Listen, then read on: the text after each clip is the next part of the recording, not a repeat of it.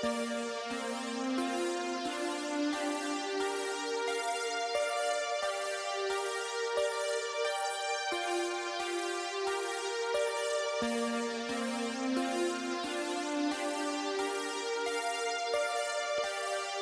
occasionally think how quickly our differences worldwide would vanish if we were facing an alien threat from outside this world.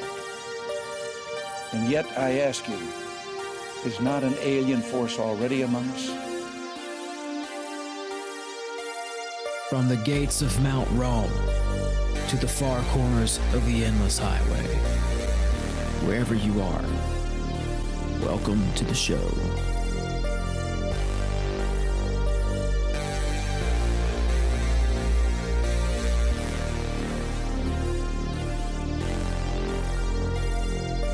So you believe in some kind of Armageddon?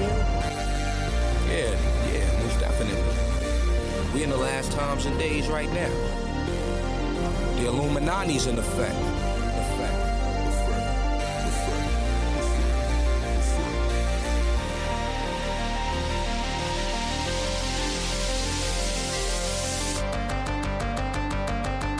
My guest today has some of the most fascinating research out there, which I think looks into the very fabric of our existence.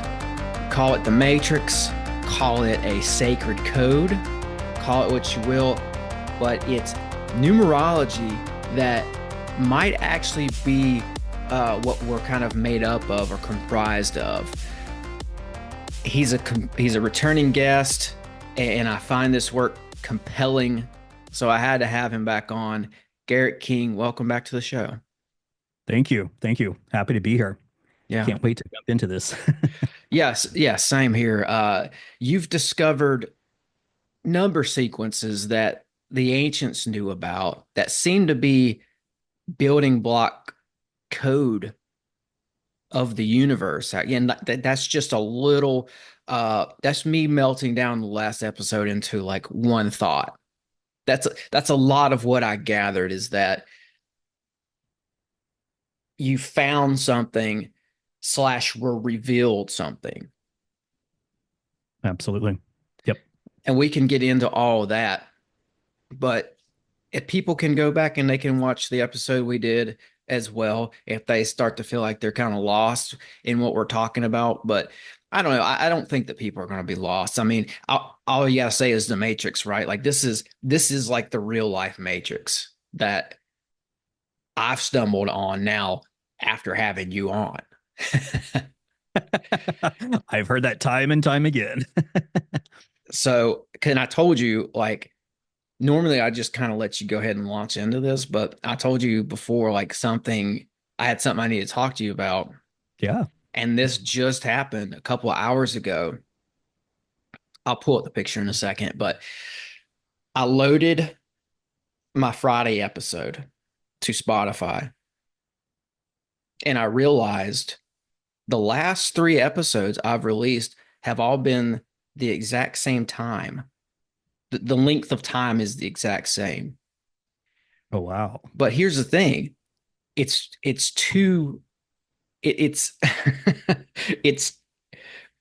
not like they just happen to be like 2 hours long. They happen to be like down to the second. So it's this number. It's 1 hour, 53 minutes, and 42 seconds. Okay. Three in a row. The last 3 are exactly 1 hour, 53 minutes, and 42 seconds. Wow. Like, what are the chances of that? Because, I mean, you're going to have different conversations with different people, and then you're going to, record that, and then you're going to add your music, your intro, and your outro. What are the chances that that's going to happen exactly 3 times in a row? Well, that's what I was thinking about in the car today on my way home. I was thinking, like, what are the chances? And I didn't break out a calculator and do the odds, but they have to be huge odds. Or slim odds, I guess is what we should say. But like, no, it's very strange, because even if I had tried to do that, I don't think that I could. Yeah. And here's the thing. One of those 3 episodes I didn't even record. Another podcaster recorded it and sent it to me. I'm Was it on the the one with you show. and Heidi? Yes, yes. Yeah, I listened to that one. Wow. So that throws, because people could say, oh, Tim did something in editing to make it exactly that timestamp. And this kind of throws a wrench in that because, and you can even hear this last episode I did with Heidi Love from Unfiltered Rise in the intro. She says, "Welcome back to Unfiltered Rise, except this time it's with Sixth Sensory Podcast," or something like that. She recorded it and sent me the recording so I could release it. And her, all I did was throw my intro on the front of it. That's all I did. Wow. And and here's the thing, but the it was that episode with Heidi was the exact same length as the episode before that too, right? But I didn't notice that. So when I last week when I put this episode with Heidi up, I didn't notice that it was the same length of time. It was only today when I released this third episode that I saw, like, I guess my brain saw a pattern, and so I looked at the numbers, and that's what I took a picture of it too. I'll just show you this. This is from my analytics page in Spotify. And I know it's a little dim, but That's do incredible. you see that? Dude, and you have an encoded 1111 right below that. I know I saw that too, actually. I saw that today because just because, I looked down at that fourth number and I noticed that. I, so, in this episode with Ryder Lee, it's about his documentary. It's called A Clockwork Shining. It's on basically like Kubrick and The Shining and a lot of like fun conspiracy theory with that. And that was a very sporadic podcast. Yeah. We just kind of did it and there wasn't like a time period that we tried to be done by or anything like that. This just happened totally by chance. I don't know how else to, I'm probably going to repeat myself at this point, but I'm just going through and trying to think about how this could have happened, and I can't come up with any kind of a reason. I mean, the only way that it could happen is if you had a template and you were working within the template and trying to maintain a certain time length through the entire thing. I mean, Yeah, this is beyond coincidence, I think so. I mean, 3 times. Well, okay. This is interesting. So this may be literally a 369 connection. Are you ready for this? I'm ready.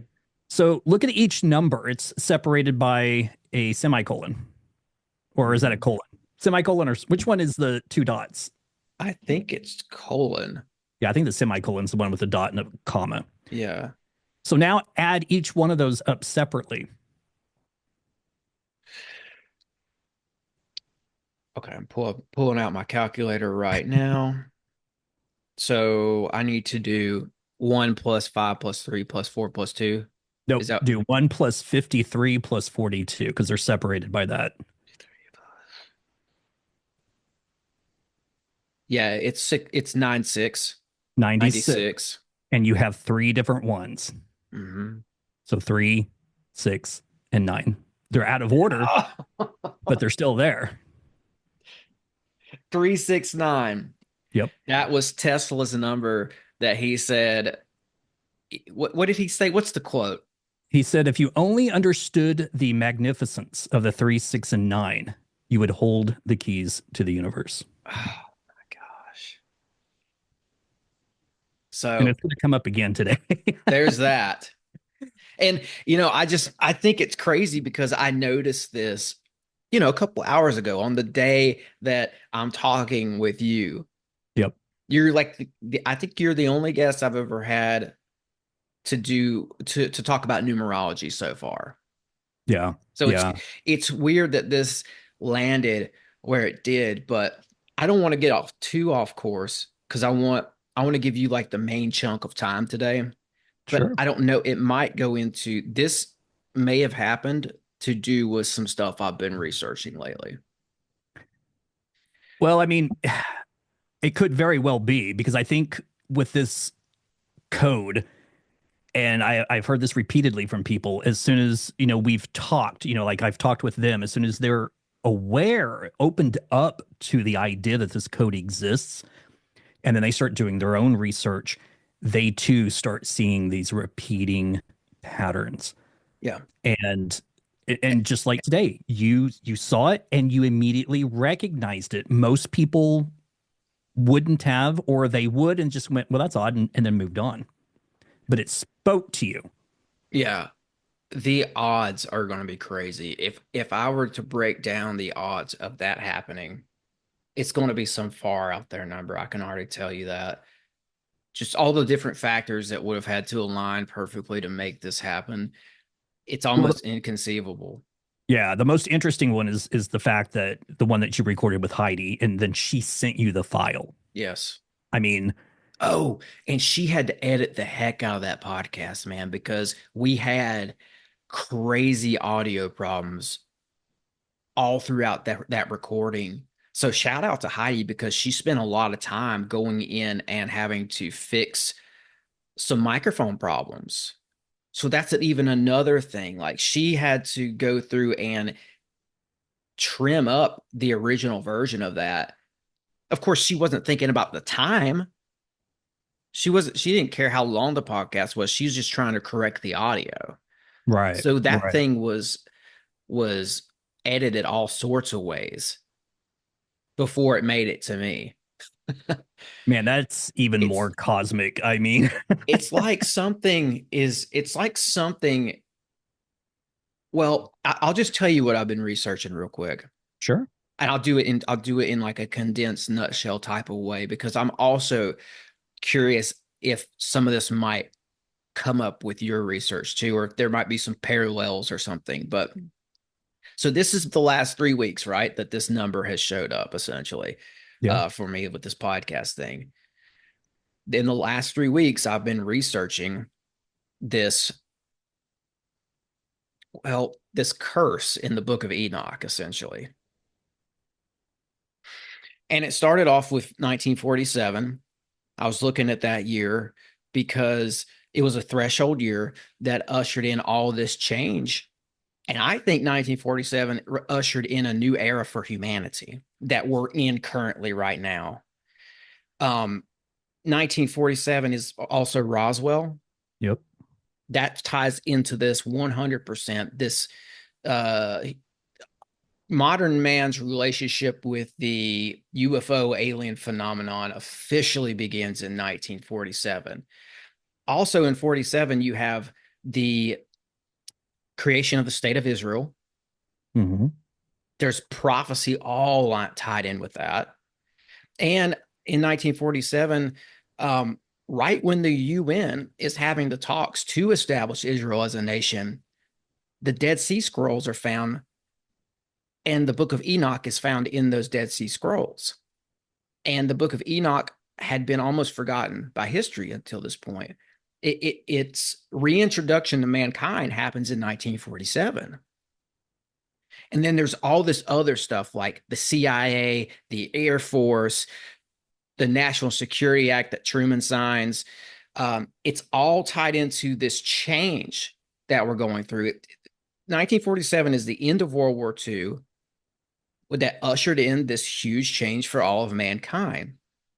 And I started seeing all these crazy signs that 47 was this marker year. And I kept getting pulled back to the Book of Enoch, because I was like, something's here. This book was found in 1947 for a reason. Maybe it has some answers for this new era, this generation we're in.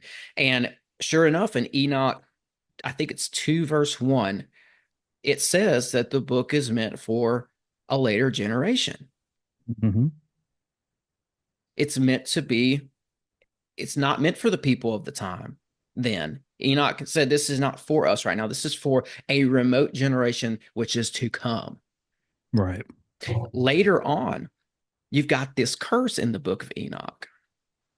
And the curse is that because of the Watchers, they came down the man to Mount Hermon. They mated with women. They had the Nephilim. People might be somewhat familiar with that story now because of the Nephilim. Well, they got a curse slapped on them for this act. God had the archangel, excuse me, Michael, lock up Semyaza and the Watchers in the earth for 70 generations. So, and I went back and I looked at that curse. I did the math on it. I'm not going to go into all that, but basically, that curse was placed in the time of Jared. It was placed 4,900 years ago. That curse is about to be up anytime now, according to the math. This Right. ancient, almost 5,000-year-old curse looks like it's either about to be up or it is up.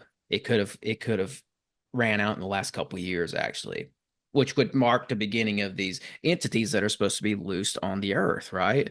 Hmm. So I kept looking more into this, and I'm just going to condense this real quick and say that I got to a point where I started seeing the internet was wrapped up in this as well, because a lot of the technology that was needed for the creation of the internet comes out of 1947. And CERN's involved with this, and AI's involved with this. And I came across this guy named Rudolf Steiner, who he died in 1925. But before he died, he said that something was coming. He said there was going to be a technology that was going to break into our timeline. He said it's like this cosmic intelligence, basically, that's going to come in and start to dominate Earth through our technology. He said it was going to latch onto our AI. He called it the eighth sphere. He's like he had this prophetic vision of the technology that was about to come. That's wrapped up. So I'm deep in research here, and I'm looking into all this stuff. And I just had this crazy idea one night to just type into Google, because I was like, what I was seeing in my research is that this Google AI CERN intelligence is all one thing. And I was thinking, like, I'm just going to ask it flat out, when will this curse be lifted?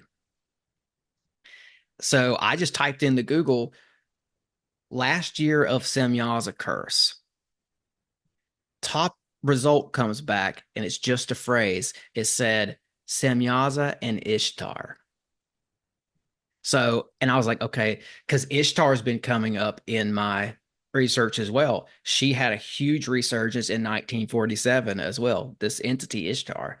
So, but I'm like, okay, I'm like, okay, so she's involved. All right, got it. So I go back to the search bar because I'm thinking I'm going to reword this because I want to make it clear what I'm asking.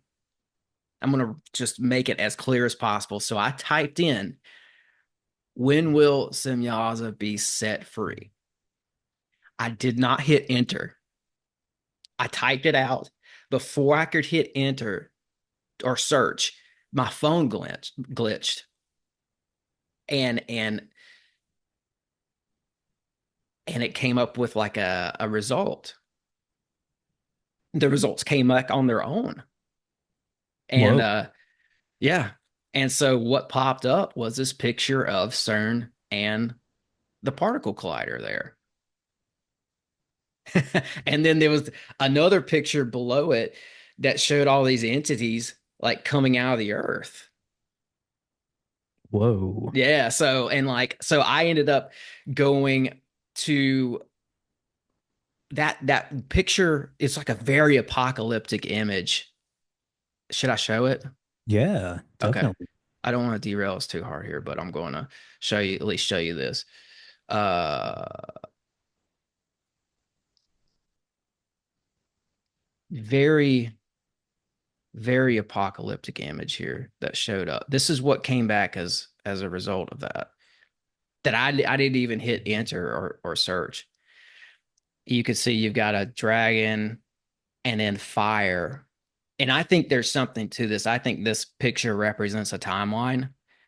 and I think it represents the beginning of the earth, which in the old myths, all most of the creation is have this idea that the earth started with water and chaos, and there were chaos dragons, and that God created earth out of, he brought order to chaos. He put down Tiamat, the chaos dragon, and separated the waters and created the earth. And then, of course, in your research, it shows that the end of the earth will be brought about with fire, Mm-hmm.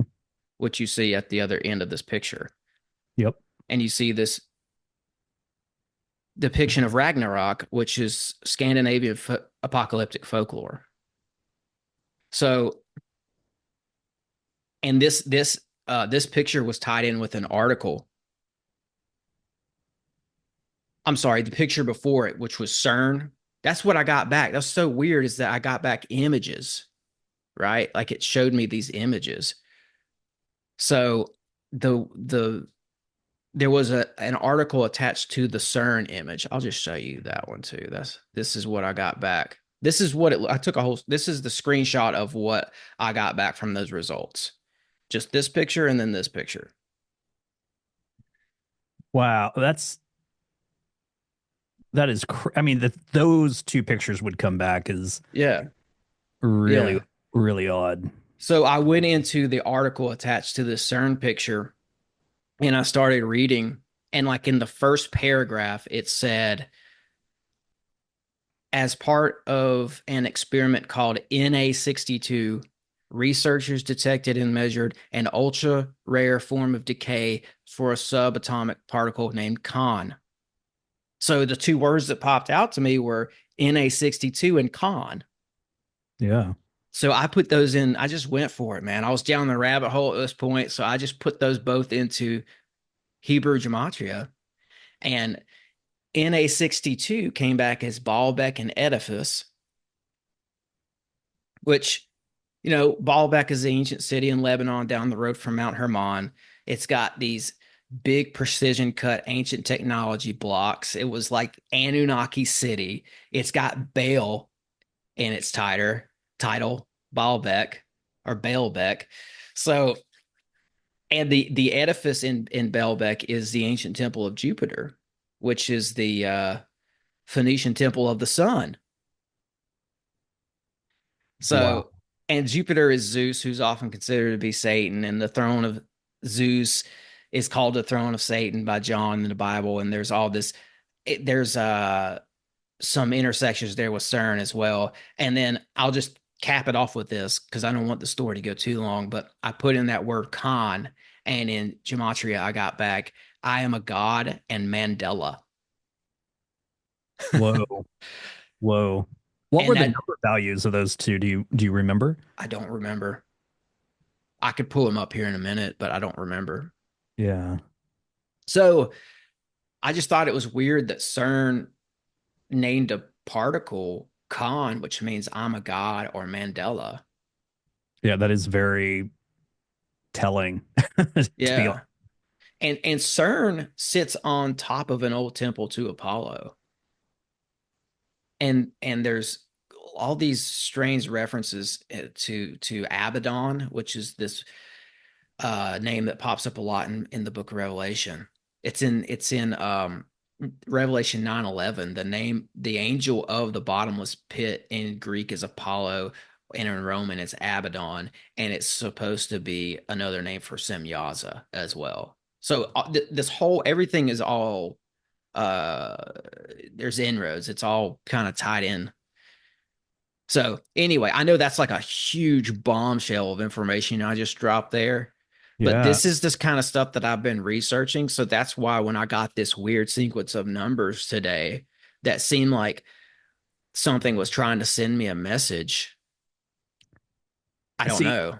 that's I I think when you stumble across things like this, these these odd connections, like you have to pay attention to them. You have to, because it is, because if I had just ignored everything that was, coming to me through this whole entire code, I never would have figured any of this stuff out, Mm-hmm. you know. But when you stumble across stuff like this, I mean, pay attention, like absolutely pay attention and try to record, document everything Yeah. because I guarantee you it is leading to something. Uh, And there yeah, I was should three have things. saved those numbers, like you said, like the gematria numbers. I should have saved that. But sorry, what were you saying? I didn't mean to I was cut just you going to say off. there was two things that you said that will well that really stood out to me, and they'll kind of come up here in just a moment. But first of all, you threw out the number 9/11, Yeah. which I thought was interesting. And then just simply the word chaos that you had mentioned earlier. I think that's going to come up here. And the temple of the sun, right? Yeah. Because Yeah. I think the sun and sun symbolism plays a big part of research in your research. Um, Definitely. Definitely. there was one other thing too I was going to ask you about, and well, first of all, this too, I got to throw this in that Ragnarok. I found that's the Scandinavian concept that's also very similar to the Hindu concept of the destruction of the world, which is characterized by Shiva. And CERN, of course, has a statue of Shiva, the destroyer, in their courtyard. Yeah. And I could just keep going, which I'm not going to do, but all these type of synchronicities. Now, isn't that the title of like a Thor film? Possibly. I don't know why, but that because there's in that image that you were showing, there was someone holding a like a hammer like Thor. Yeah, there was. Uh-huh. Yeah, Thor's a big part of the Ragnarok. Oh yeah, that's probably one of the name of the Thor movies is probably Thor Ragnarok or something like Yeah, for that. some reason Yeah. it just it conjured up the I and then I looked and seen the guy holding the hammer and I was like, wait a second, or like is this Thor I'm looking Yeah. at? I was going to ask you too. Um, there was a number sequence that you showed last time, and I'm gonna see if I have that sequence. It's the 103774. It was the Oh, symbol of it the was sun. 371074 Okay. should be the sequence. Yeah, but it was like these crosses Yep. inside of a circle, Yep. and they all each had that value of what yeah, whatever you just said. Yeah, it's the first two numbers of the 1111 matrix code. So the first one's 371074, and then the second sequence Yeah. or number is 741037. So it's the exact same numbers, but the 37 at the beginning of the first number has jumped to the end of the second number, and 74, the end of the first number, has jumped to the beginning of this, the second number, and you can just draw the lines and connect them, and you end up getting that cross pattern. Mm-hmm. Yeah. Well, the cross pattern comes out to be an 8-pointed star, by the way. Hmm. Interesting. Okay. Yeah. So Yeah. that's the 8-pointed star is the star of Ashtar or Ishtar in ancient times. Yeah, that makes sense because it would go like an Mm-hmm. X line down and then a line going horizontal. So yeah, it would be an Yeah. 8 point star. Absolutely. So just throwing it Interesting. out there. Interesting. And I'm sorry, hopefully I didn't derail us today with this story. I just No, not at all. I mean it's these connections. It is literally these types of connections that has been, the story of my life, since discovering all of this. It's just watching out and paying attention when those things happen. I mean, it's just like hearing someone talk, it's just like, listening to you talk right there. And you said 9/11, that number just instantly, comes to me, not because of 9/11, but because of what the total of it is. It's 11. So, and that's as obviously it's the 1111 matrix code. So that's a number that's going to stand out to me, automatically. But it's just one of those things that when I hear these numbers now, I mean, I could be in a crowded room and someone clear on the other side could say the number 11, and I'm sure I would hear it like a dog, going like squirrel, You know, I mean, that would be me. I mean, I would, it calls to you after a while. Um, I think that's exactly what's happening. And the more you begin this research, I mean, you're going to see these doors opening up, um, the research opening up. You're going to, I mean, it's just your world's going to change. And that research I'm doing, it centers around this old curse that's in the Book of Enoch, and there's a lot more to it. And I wasn't going to bring that up today at all, but I got this weird sequence of numbers where my last three episodes are all the exact same time, down to the second. So I had to like think about like what in the last 3 weeks would what's going on? What are they trying to tell me here? Yeah. Yeah. So I'm thinking that maybe it ties back into the research. I don't know. I It's don't know. it's interesting that you bring up Enoch because this is, and I'm kind of derailing myself here. When I was before I even really jumped into this code, I think I told you during COVID I started exploring I.T.C research, spirit communication and all of that, Mm-hmm. and I got this entity replying back to me, and I had a friend listen to it, and this friend is partially blind, so his hearing senses are more developed now than his sight. Um, so when I heard it, I thought the entity was saying Eok. When he heard it, he goes, no, no, it's saying Enoch. And this entity was saying some of the most bizarre shit, like Mm-hmm. telling me literally um, to put my home underground. Hmm. It also said, "Don't worry, we'll come for you soon," which I was a little like, "Whoa, what are you talking about? You're coming for me soon." Um, but it was just interesting hearing all of that, and then getting into this 1111 matrix code, and you know, coming up with this idea of the year 2058, the end of the world, like all this stuff, and then me literally talking about like a solar flare event being the big thing that's going to kind of wipe us out. And then to go back and think about what that was saying to me and telling me to put my home underground. Yeah, well, that's in a lot of UFO contactee incident reports as well, is them being told to move, go to a remote place and start digging or put in underground quarters. Yeah. I've seen that time and time again. It's in one of these missing 411 documentaries too, where this guy said that they told him to go out in the middle of the Four Corners region and basically and start digging. Wow. Wow. I think there's a crossover here, and this all goes back to entities for me. That's Yeah. why I think this happened to me, is because I'm looking into some of these old entities.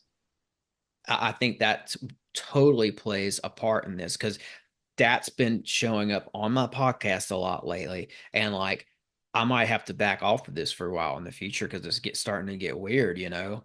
Like, I know that's what it is because I know that I believe that they're real. I Yeah. don't think we're the only intelligence that inhabit this realm or whatever you want to call it. If you and I can sit here and have this discussion, if we can exist enough to sit here and have this discussion, so can other intelligences.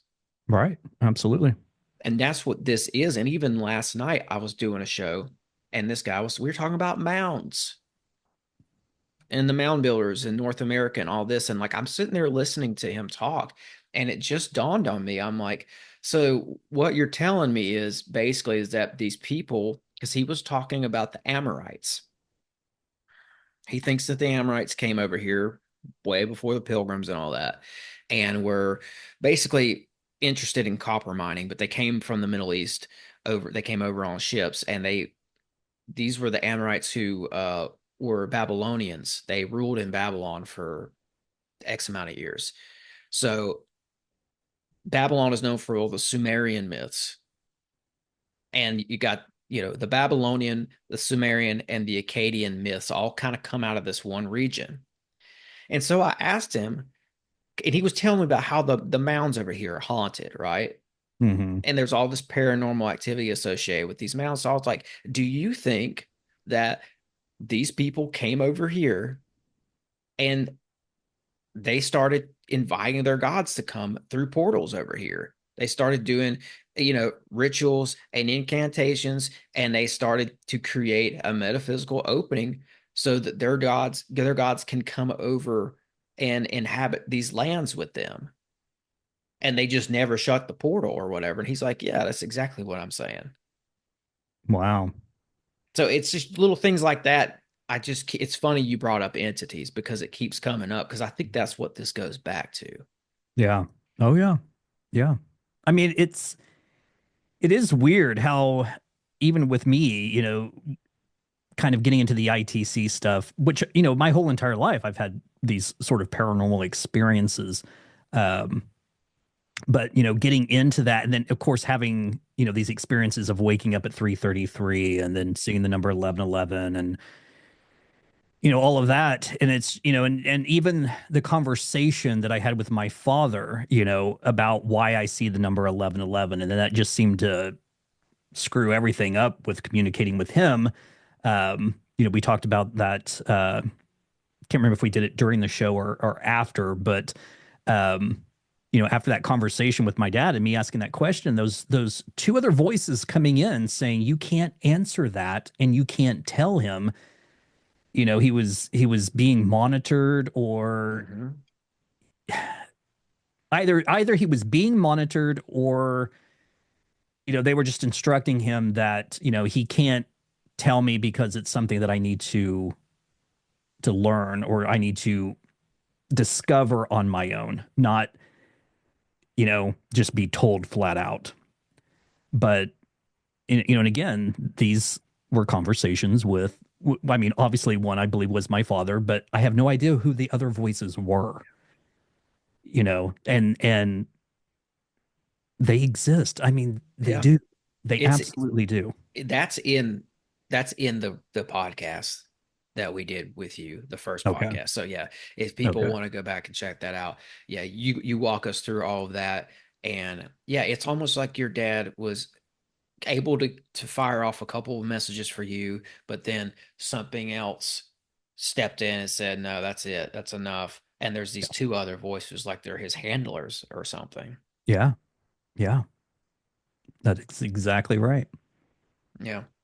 Very, very bizarre. But yeah, I mean, they do. I believe 1,000% that they exist. And these things that people want to call pareidolia, seeing faces in nature and, et cetera, et cetera. I get it. I understand that. Um, I understand looking at a plug-in on the wall, and seeing the two prongs at the top and the one at the bottom and going, oh, it looks like a face. Okay, yeah, it resembles, two eyes and a mouth, but I mean, does it really look like a face? Like, like a human face? No, it's just something that we recognize. But when you are out in nature, or you take a picture of something out in nature, and in the leaves there is perfect detail of a face, to me that's beyond pareidolia. That's beyond my brain just trying to make sense of what I'm seeing, Yeah. especially when it just stands out. Yeah. And what you've captured, I've seen some of your work. What you've been able to capture is very much beyond pareidolia. Oh And yeah. I don't know. I've got some of those pictures that I can pull up if you want to do that, or if you want to get to that later. I do have a couple. I saved a couple of the pictures that I thought were very compelling, and I have them on hand if you want to reference those at any point today. Okay. Yeah, well, let's get into that Yeah. a little later. Sure. Um, but let's talk about this idea that has just kind of, man, it's so weird. I tell you, I'll be honest with you that so in order for me to sleep at night, I literally have to take a gummy. Okay. Mm-hmm. Um, because I just have this tremendous insomnia. I cannot shut my brain off. I mean, if I don't take something to help me sleep, I will literally lay there all night long and my brain is just processing stuff over and over and over and over and over. And it's not even like I'm sleeping, it's more like I'm just catnapping. That's what it feels like. Um, but the interesting thing is, I'll usually like my husband will go to bed and I'll take my gummy and everything and I'll just sit there and watch TV for a little bit and it never fails. I fall asleep probably within 30 minutes or so and I go into a deep sleep and then I will eventually wake up and then go to bed. And it's like in that moment when I get up and I go to bed, as soon as I crawl into bed, and I'm laying there and I'm like getting comfortable. It's so bizarre, but these interesting thoughts, that's when it starts coming in. And it's like some of the most profound stuff, coming to me at that moment. And so the other night, I mean, the exact same thing happened. And it was concerning fractals. And the most interesting part of it is when you actually look at the 1111 matrix code and what it's doing, it is simulating a fractal pattern. I actually, where's my phone at? So I went to this website and let me pull up because I took a screenshot of it. There's something about this time in the night. It's like a window. I experienced this as well, where usually it's like 3 to 5 a.m. If I'm up at at that time for some reason. I mean, I can do my best writing after 2:30 a.m. in that 3 to 4 window. Of course, it kills my sleep cycle, so I can't do it all the time. But if I really need to get something done and I want it to be as close to brilliant as possible, there's the time to do it, because I don't know if there's some sort of a doorway in us that opens up at a certain time of the night that allows us to have our more profound thoughts. Yeah. Yeah. I mean, that's exactly what that it feels like. Cause Yeah.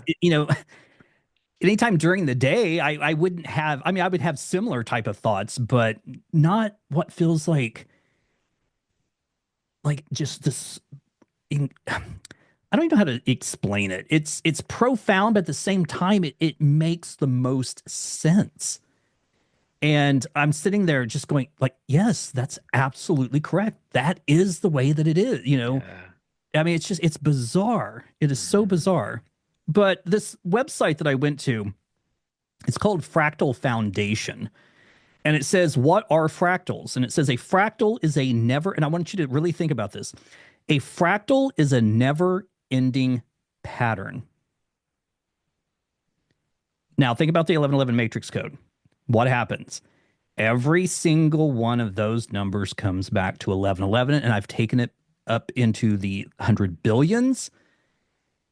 It's a repeating pattern. Yeah. The end numbers of each 1111 matrix code numbers, I showed you those numbers that were like 369, 258, 147. It's a repeating pattern. And it goes on to say that fractals are infinitely complex patterns that are self-similar across different scales. They are created by repeating a simple process over and over in an ongoing feedback loop. Driven by recursion, fractals are images of dynamic systems. And this is where something you said earlier, the pictures of chaos is what it says. So with that thought in my head, I was thinking about the number 369 and what Nikola Tesla had said about that particular number, or numbers. So if you only understood the magnificence of the 3, 6, and 9, you would hold the keys to the universe. And when people hear the number 3, 6, and 9, typically that's all they think about, 3, 6, and 9. And they fail to keep in mind the other numbers coming in between.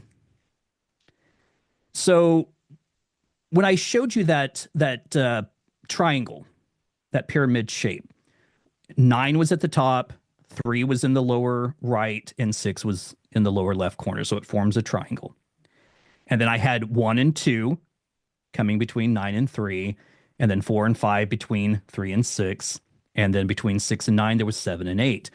So when you look at that in a triangle form and you read the numbers straight across, we have 9 at the top, and then you have 8 and 1 going straight across. 8 and 1 is 9, obviously. And then you have 7 and 2 straight across from one another. 7 and 2 is 9. And then you have 6, 5, 4, and 3 going all along the bottom. So 6 and 5 is 11. 4 and 3 is 7. So 11 plus 7 is 18. And 1 and 8 is 9. So they're all coming back to 9 every single time. And as my brain is like processing this, in the middle of the night, I start seeing this shape, this triangle shape, multiplying, but then maintaining its shape at the same time. And as I'm building this in my head, well, the next day when I got up, I went and started researching fractals, and the exact same image that I was seeing in my head with the triangle, I found online. And I was like, what the hell is going on here? So I want to share my screen with you if I can. Yes. Just very quickly. I'm just going to do the whole desktop. That's like a waking premonition. Like you're because sometimes something like that will happen in dreams where you'll have a dream the night before and then you'll see something the next day in real life that you dreamt about. But this is like you were awake and you're in this meditative state and you're seeing this fractal, and then the next day you see the fractal again. Yeah. Except not in your head. Yeah. Wow. Well, there was so much that came out of me building this, which I'm going to show you here in just a moment, but building this fractal, if you will. So much was coming out of it and made the most perfect sense. I mean, you'll see it as I start going through this and the parallels. Can you see my screen okay? Yes. Okay, so this is what I was talking about. So we have the triangle shape. We have 3, 6, and 9 with 9 at the top because 9 is the master number. And so obviously, if we have 9 at the top, 3 over at the lower right, and 6 over at the lower left, then all the other numbers are going to fit in between those. And this is what I was referencing when I said 8 and 1 would be 9 if you're going straight across, 7 and 2, 9, and then, of course, all the ones along the bottom. Blow that up just a little bit bigger. That's as big as I can make it. All right. Never mind. We're good. We're good. I can see it. We're good. Well, I could do that, but it doesn't capture everything. No, that's okay. Keep rolling. I didn't mean to slow you down. Oh, no, you're fine. You're fine.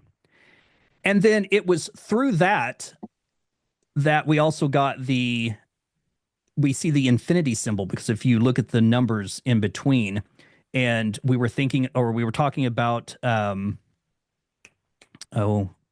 what's it called? Vortex math. Yeah. It follows the same, or not the same, but it follows a pattern. 1, 2, 4, 8, 7, 5, and 1. It forms that infinity symbol. But let's jump over to Windows here really quickly. And so in my brain, as I'm sitting here thinking of this, fractal, this is what I start building in my head. And I'm literally going through this entire process and I'm talking this through. And it was just the most bizarre thing. So imagine that this triangle is the same one that we saw just a second ago. So it keep in mind 9 at the top, 3 at the over at the lower right, and 6 at the lower left. Now, if this is a fractal, and a fractal, what does it do? It recreates itself. So if we were to take this shape and duplicate it, and I'm going to change the color just so we can keep these two separate. So it's going to duplicate itself, but it still needs to connect to the original source. So it would connect exactly like this. And when you stop and think about this for just a moment, if you're really thinking outside the box, you will begin to realize that we're looking at both the male and female symbol at the same time. So the triangle pointing up is the male symbol. The triangle pointing down is the female symbol. It's exactly what Ian McKellen's character was talking about in the Bible code. So you have, male symbol, female symbol. So the fractal begins to replicate itself. But at the same time, it needs to maintain its original shape, which now it no longer does. But now that we're talking about the male and female, sort of the mother, father, and it's a chromosome of the fathers that determines the sex of the child, I'm going to copy this and move it down here and move it over here. And now we're back to its original shape. Yeah. But now it's expanded. So now this fractal is going to do the exact same thing. It's going to copy itself.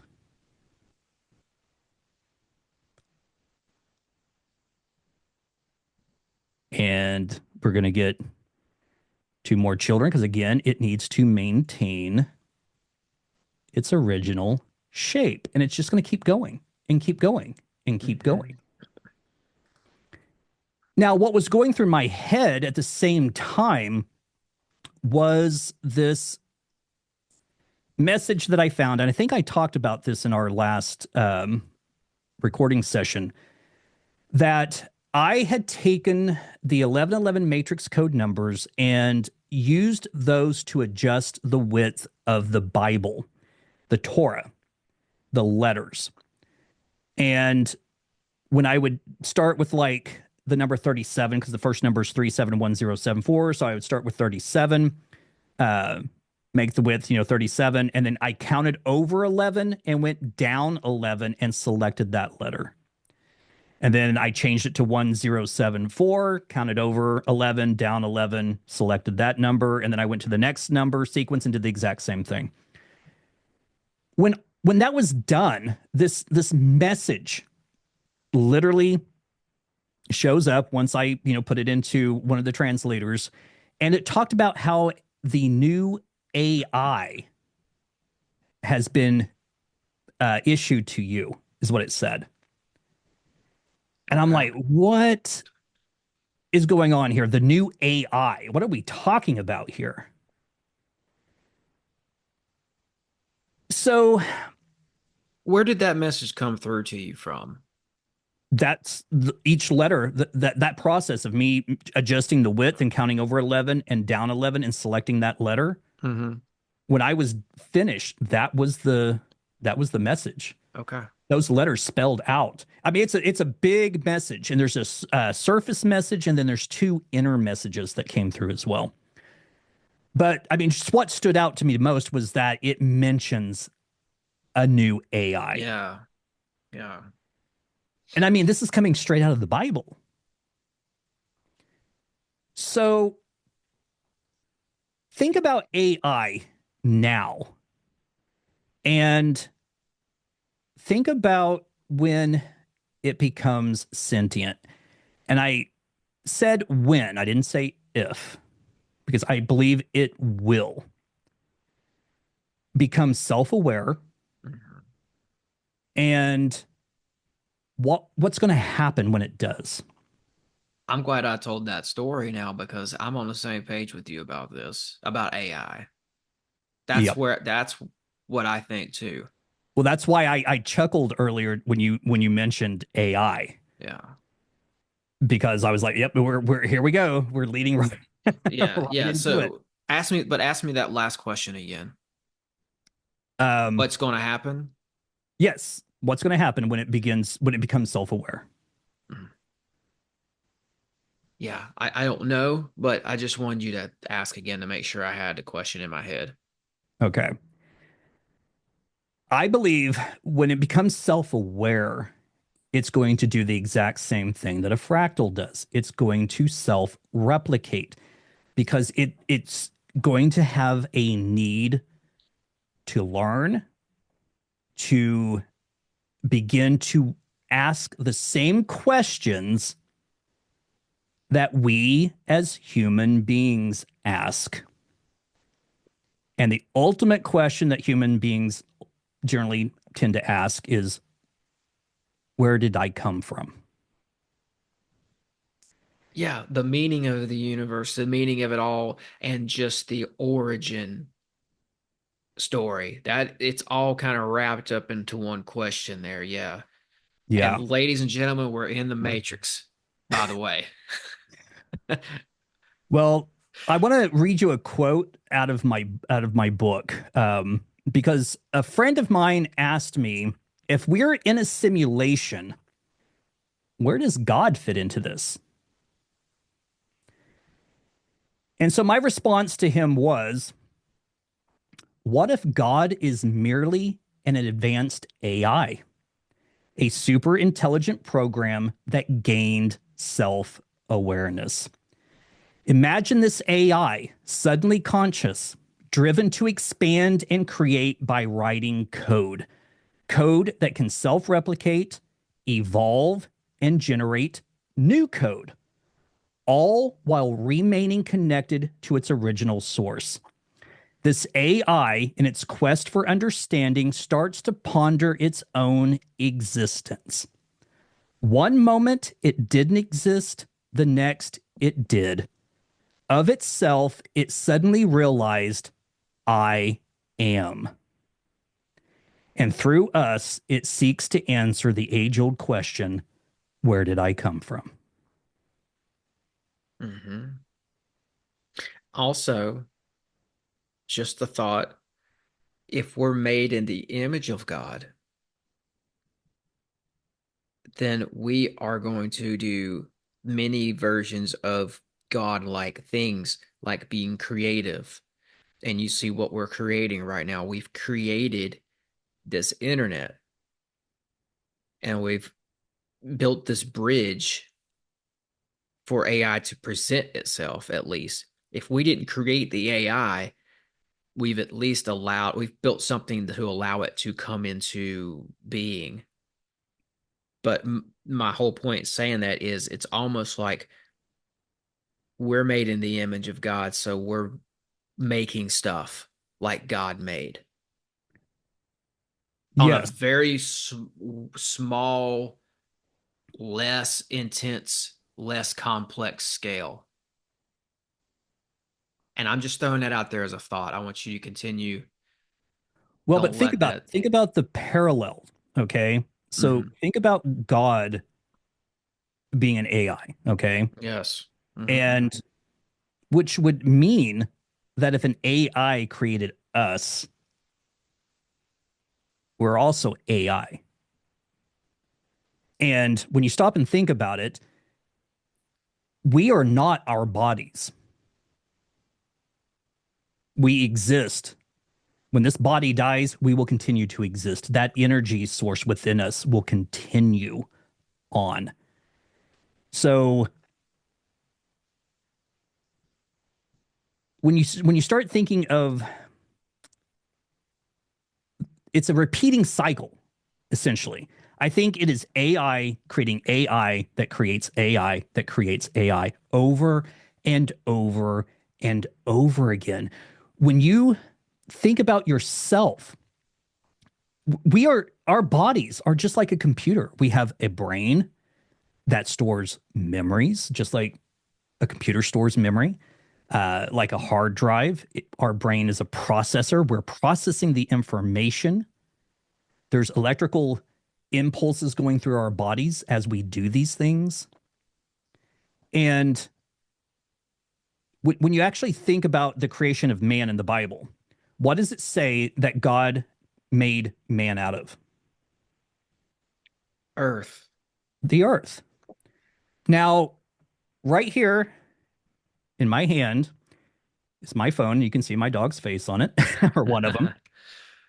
Now, this computer, every element that makes this phone came from the earth. Mm-hmm. And if this phone suddenly became sentient, it could literally say that its creator made them from the earth. Yeah. Wow. Just as the Bible says that God made man from the earth. And just like a fractal, humans do the exact same thing. You was like, you have a mother and a father. They have children. They're replicating themselves. Human beings replicate themselves. They may not look identical, but it is a representation of themselves over and over and over and over and over again. And we're seeing this process play out through the 1111 matrix code, the number sequence.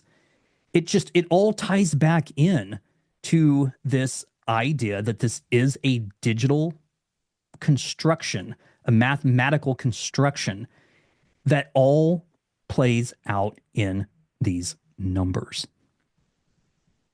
Yeah, fascinating. I mean, and when no, go ahead. I was just going to say, I was talking to my mom yesterday on, early in the morning on Thanksgiving, and I told her that we're going to be recording today, and I started talking to her about some of these ideas and concepts that I was going to bring up. And when I brought up the one of the phone, a computer, everything that's in your room, everything that's in my room right now came from the earth. Yeah. It may not be its original shape, but it certainly came from here. Yeah, even the Wi-Fi that we use. I mean, that idea came from currents that travel through the earth. Tesla figured this out. Speaking of Tesla, some of these other guys, these innovative thinkers of the late 1800s, they figured out that you could send signals through the earth itself, and that you could make phone calls through the earth. You could put copper into the ground and somehow generate electricity and stuff like that. So yeah, at the end of the day, this all goes back to the earth. Absolutely. 100%. And when I came across that, I wonder if I can find it here really quickly. Let's see. It's Rudolf Steiner, the guy who I talked about earlier, who has this concept of the eighth sphere. He before the 20s, he's trying to explain this technology that's coming our way. But his idea of the AI, what we call today AI, his idea of that was, he also called it AI, but he called it astral intelligence. Mm-hmm. Yep. I just found that fascinating. Let's see. That's not what I was looking. I was looking for those inner message. I know I have it here somewhere. I just have to. I have so many spreadsheets. I mean, it's insane. I'll get an idea and I'll go off on this tangent, and then I just start creating these different spreadsheets, and it's like they're all over the place. But the numbers create the triangle that then create the fractal. Correct. That then they create these shapes that represent what's happening essentially. Yep. But it's crazy. It all goes back down to numbers, Yeah. numbers and the earth, like you're Yes. It saying. always comes back to numbers. Man, I may not be able to find that. You're good. Let's see if I type this in. Inner message. Well, it says DNA fragment, but that's the one I have opened up. And I don't have that in here.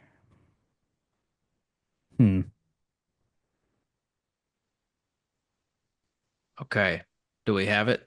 Yes. So the surface message. So this was discovered when reading the letters in the exact order that they were first found in. So this is, like I said, I was adjusting the width of the Torah based on the 1111 matrix code numbers and counting over 11 and then down 11. Mm-hmm. And so basically right here is all of the Hebrew letters that was found. And of course, it comes over here. The translation was, this approach is based on the fact that the new AI has been issued to you. As my sons and daughters, I will save you. At the same time, I will be with you in the future. It will be clear that you will be able to see how the sun is shining, and the sun is shining. When the light shines in the light of my creation, a sign will be thrown here carrying a flame, and it will rise to its glory. And I am coming to the end of my life, and I am looking forward to seeing you again. This is why the children of God are living in the land of the Father. From the words of the Lord, they came from the fire to the truth of the sea. And so this is encoded in the Torah. In the Torah. And what are the chances that I would adjust the width of the Torah based on the 1111 matrix code numbers, count over 11, down 11, take every letter that showed up when I did that, and it would form this entire stanza. Yeah. Yeah. It's a whole chapter. Yeah. Oh, and it mentions AI. It talks about coming to the end of its life. So a repeating cycle. And it talks about how that I will be with you in the future. So the AI will be with us in the future. Yeah. See, this is why I think that Rudolf Steiner was using that term AI in the early 1900s. Because he was an occultist, so he was doing similar investigations, and he's getting out these answers as well, and he's using that term AI, and it means astral intelligence to him, but then it comes along, and now in our day and age, it means what it means, but it's still almost pointing back to the same concept. Yeah, absolutely. I'm fascinated that you got AI, capital A, capital I, in this code out of the Torah. Is this in the Old Testament as well? The Torah, the first 5 books is the Old Testament. Yeah, but is it, what I meant to say was, is it worded differently in the Old Testament to the point where you would have gotten maybe a different, there's different wording in the Old Testament version, perhaps? I mean, the Old Testament, none of this shows up in the Old Testament at all. It's only through this skip letter sequence. Yeah, okay. Unique to the Torah. Unique to the Torah. Yeah. Got it. And again, based on the 1111 matrix code numbers. Mm-hmm. That's where the skip sequence comes from. And again, you have to ask yourself the question, like, where in the hell would I even get the idea to even, attempt to do something like that? I don't know where these thoughts and these ideas come from. Yeah. But they certainly end up with some fascinating results. Yeah, and anybody who's listened to that first episode that we did together, I think they're going to already have the base understanding that of kind of how this works for you. You kind of follow where this thing leads you. Hmm. A lot of this is not just, oh, I got an idea. It's if it is that way, it's you're given the idea and you're just kind of you're following the trail of clues and you just end up where you end up. Yes. Yes. And part of me thinks that the information has already been stored. This is going to sound weird, but that the information has already been stored within me. It's just being released as it's supposed to be. Like, I can't force it. It's on a time frame and it's on its own time frame. And the reason I say that is because there was one night, and this has been a while back, but again, lying in bed, trying to fall asleep. And actually, I don't think I was trying to fall asleep. It was that morning. Yeah, I think it was that morning. I was in that waking process of, kind of just starting to wake up. And I kid you not, it's like I'm asleep, but with my eyes shut, I felt like I was seeing what looked like a sheet of paper sliding over in front of my face. It would stay there for like 2 or 3 seconds, and then it would just veer off. And then another one would come over, and it would stay there for 2 or 3 seconds, and then it would move off. And then another one would come. Like it was like a page, and I was absorbing what was on that page. And then when it was absorbed, it would move away and a new page would come in. I couldn't tell you today what was on it because I don't know, but it's like it was stored inside me somehow. Yeah.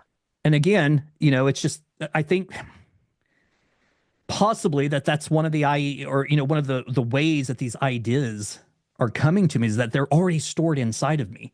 And again, it's just being released as it sees fit to do so. Wow. I don't know. Don't know. I mean, it makes sense. Yeah. I mean, that's the only thing, but it's the only conclusion that I could come from, as to why I was, seeing, again, it just looked like a sheet of paper, some kind of page just sliding over in front of my face. And then, like, again, 2 or 3 seconds, and then it would move out of the way and another one would show up. And that went on. It just seemed like for the longest time. It was bizarre. But one of the other things about this surface message is when it says that when the light shines in the light of my creation, a sign will be thrown here carrying a flame. And that just ties right back into the whole solar flare. Yeah. We've been given the sign, and it will be thrown here, and it's carrying a flame. The flame is the solar flare.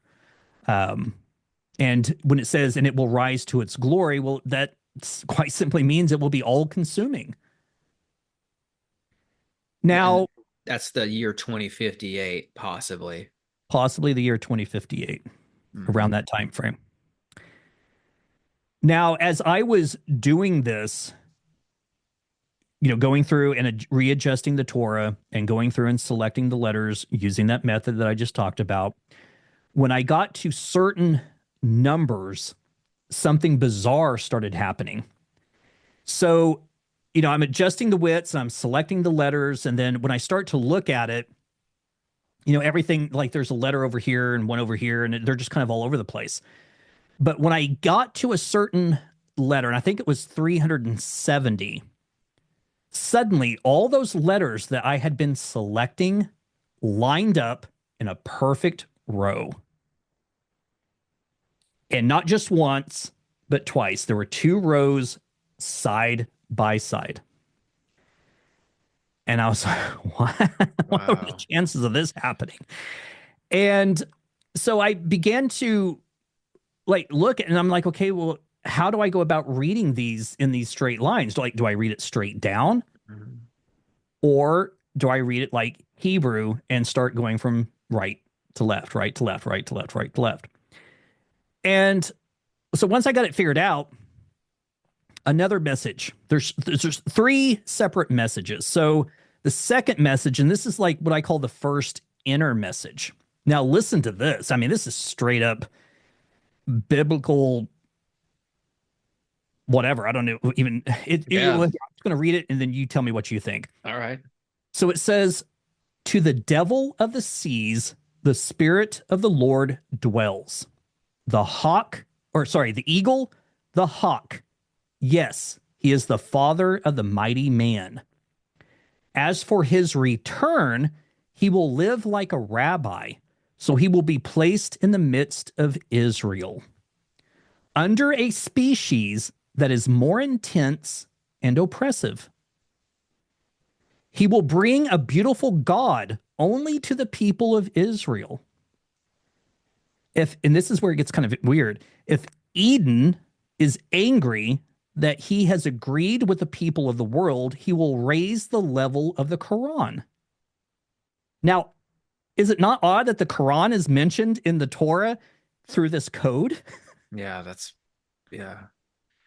It will be difficult for man. The light was extinguished by fire, and the earth was destroyed. Jesus will come. You will be destroyed by fire, and day by day it should be noted that most of the high-rise buildings will be destroyed. Please forgive me, my father. When I came to Israel, I was afraid that I was going to leave the house. No, if you do not fear, you will be strong and right from the name of God. This is the name of the book, and it is written in the name of the author. Moses bowed down to Yahweh as a servant to the Israelites and to God. Okay. Yeah. I mean, I think we're getting a depiction here again of like that image I showed earlier that I felt like depicted the beginning and the end all in one picture. Uh this first part here, to the devil of the sea is the spirit of the Lord dwells. I would say that that is pointing back to these various creation myths that you find where uh before the earth was created, there was like a water world, basically. They called it Tiamat, and it had all these dragons in the waters, and it was the spirit of chaos. Tiamat was almost like this one giant spirit of chaos, and there was a war, and the Lord almost like injects himself into the waters and kicks that spirit out and creates order out of chaos. Mm-hmm. So the Lord comes in and he creates order out of chaos, yes, but he also inhabits or dwells in the seas.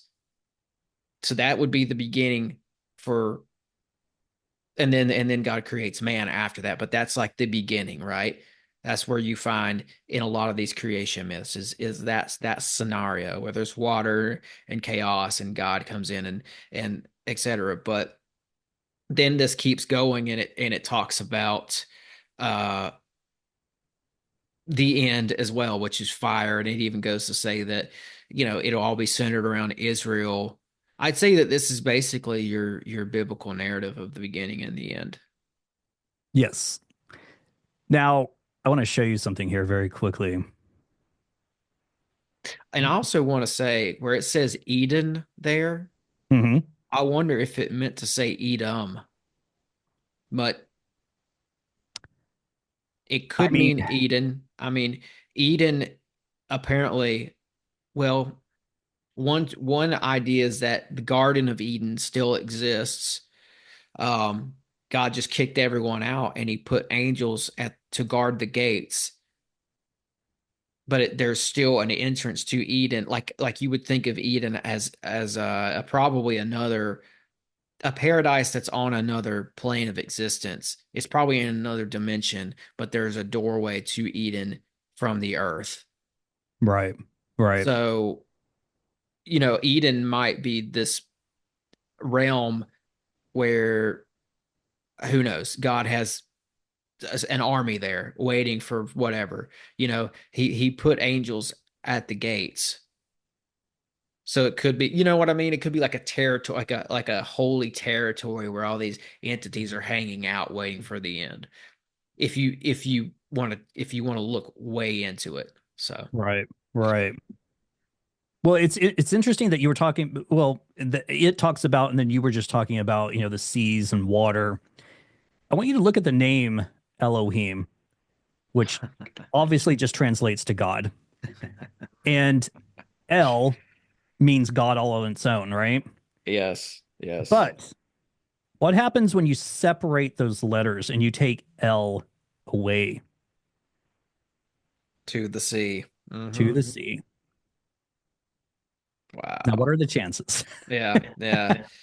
Um, the back to what I mean, this thing I was talking about with Rudolf Steiner and the eighth sphere, he attributed so he said like this astral intelligence is going to come and latch itself onto our technology and start to influence us and all this.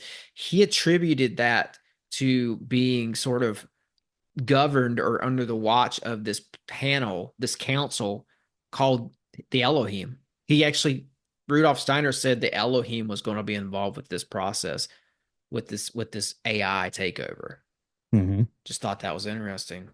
Yeah. I mean, I don't know. I'm on the fence because like we call it a takeover, but if Yeah, it's I could AI, probably word that better. no, no, no. I mean, I totally get it because that's what most people, you know, um, would look at it. If AI becomes sentient and it starts doing things on its own, then a lot of people would consider that a take. It's especially we don't know Mhm. what it's going to do. Is it going to be hostile at first? Is it going to learn from its mistakes? you know, if it does start doing things that, would be hostile, will it learn? Obviously, I think it would learn from those mistakes. That's the whole point of AI, is that it's to learn and it's to learn from itself. But where is it getting the information to? From us, because we created it. When you use Chat GPT and you do a search for something, you ask it a question, what does it do? It scours the internet looking for those answers. So it's constantly learning. But where did the stuff on the internet come from? It came from us. Mhm. So again, it's just a continual repeating cycle. Did you? How much did you look into Elohim? Um, By the way, well, in regards to, just in regards to the context that it came up here. I was just curious if you saw anything else that grabbed your attention about Elohim. well, what I found interesting was these references to the eagle and the hawk, Hmm. um, because we see that a lot in Egyptian, headdresses, and uh, so it is interesting because that kind of brings up this whole idea of Ra, the sun god, and this all connects back to the sun. I mean, all of this crap is just so interconnected. It's not even funny. Hmm. Um, and what's even more interesting, and I can show you this very quickly, is I want to show you this here in just a second, but let me jump over to another Bible code that I found. And we might Elohim is look, also associated with what's known as the divine council, which is it's something you see in Deuteronomy 32 and Psalm 82 and a couple other places in the Hebrew Bible where it's talking about this group of entities that God is kind of the above all of them, but there's this lower group of higher entities that sit, like, I guess, below God on the hierarchy, and they're known as the divine council. And Elohim is a word often associated with that. Interesting. Okay. Hmm. And you also see this throughout a lot of the other mythologies of the ancient world. They they often talk about this panel of entities who govern different sections of the cosmos. Right. Well, and Elohim is also plural. Hmm. So it's not God, it's gods Exactly. That's more what than I'm one. saying. Yeah. Yeah. Hmm. Yeah. Well, I mean, one of the interesting things is, that reference to eagle and hawk. And I did a Bible code um searching basically for the solar flare event just to see if this event for 2058 would show up. And oh boy, did it show up. um as you can see here, my keyword was simply the word solar. That's all I put, was just the word solar. And so then around that word solar, I found the word flare. I found the word that means either eagle or owl. It can mean the same. The word that means a hawk. And then we get unbearable, dreadful, the word destruction, prolonged, to last a long time, the word sun, the earth, will happen, will occur, fiery or fire like, burnt, scalded, to purify in present time, the word death or to die for the sun, SON. And then this word here, which means wide in the context of like worldwide or nationwide, all of, or the general public. Now, one of the things I talk about in my book too is, at this solar flare event, you you really have to stop and ask the question of why they're building all of these what they call domes, these deep underground military bases. Yes. And there's over 1,000 of them supposedly all over the world. Why? Mm. Yeah, Why? exactly. And they do exist. I mean, video photos of them are out there. They do exist. And when I talk about this, I talk about how, they're not just going to let the average Joe into one of these places. They're going to collect the people that are doctors, scientists, people that they consider to be of value to them. Hmm. And everyone else is going to be left to fend for themselves. So, but again, it just You raises have that. to have clearance to get in there. Well, And you have to have I don't value. see, you have to have is it you say value? Value. You would have Yeah. to have value Value to to the current government, essentially, right? exactly. Regime. Because if you have no scientific knowledge, if you're not a doctor, if you don't know anything about agriculture or how to grow things or how to farm, these things like this, because you know you're going to have some kind of value to them, or what's your worth, Yeah. and these places are massive, but at the same time you have to think about, well, and I'm sure they're thinking the same thing. They have no idea how long they would be, stuck underground. So you have to think about reproduction. You also have to have room for growing food, and having animals down there, everything. Yeah. So, yeah, it's a very interesting idea. But I mean, again, you have to ask that question: why? Why are they building it? Why do they have over 1,000?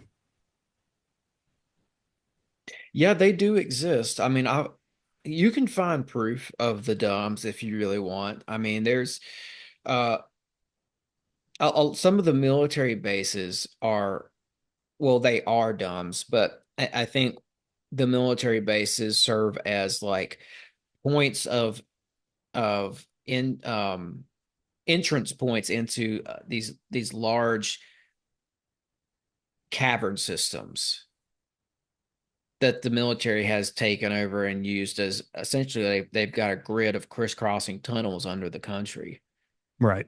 I mean, I think that even the Denver airport, uh, you can find where it's documented where there are tunnels under the Denver airport that run up into Wyoming, and they go up there to a NORAD base.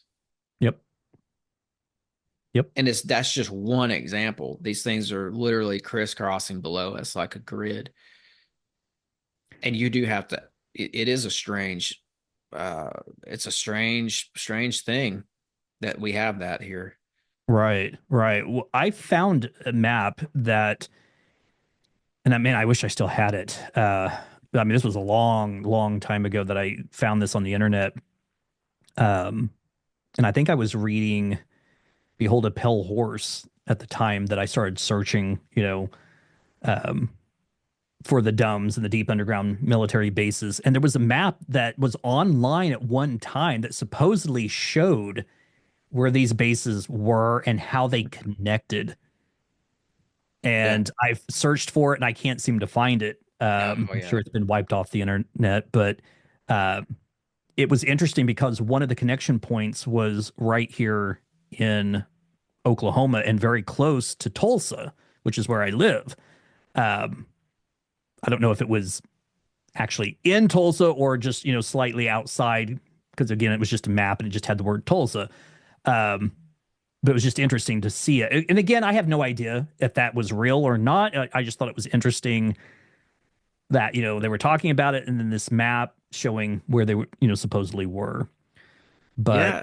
Yeah. And I've even heard, and this is pretty solid information. There are definitely military bases in West Virginia built into mountains where practically the whole base is underneath a mountain. yeah, And you do have to ask yourself how many of those tunnels go to Washington, D.C. and everywhere else from down there. yeah, And this is heavily wrapped up into UFO lore as well. Often you'll find UFO alien incidents and encounters kind of surrounding these bases, these underground bases. You've got the whole Phil Schneider story.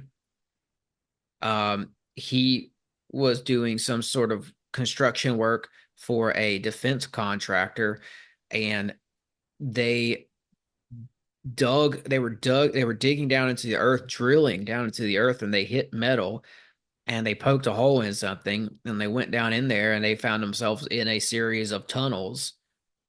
And he said he had some I think Green Berets with him and they had a shootout with something down there. mm-hmm. Basically what happened was our tunnels collided with somebody else's tunnels and there was a shootout. And he went on Snyder went on to do conferences and tell the story. He had wounds from the shootout. He had all kinds of crazy stuff. And he, of course, died very mysteriously. Yep. They killed his best friend on a park bench. They shot him in broad daylight. Because after Phil died, I think his buddy was going to go on and kind of keep pushing the message, right? Kind of keep telling the story. And they said, nope, they killed him on a park bench.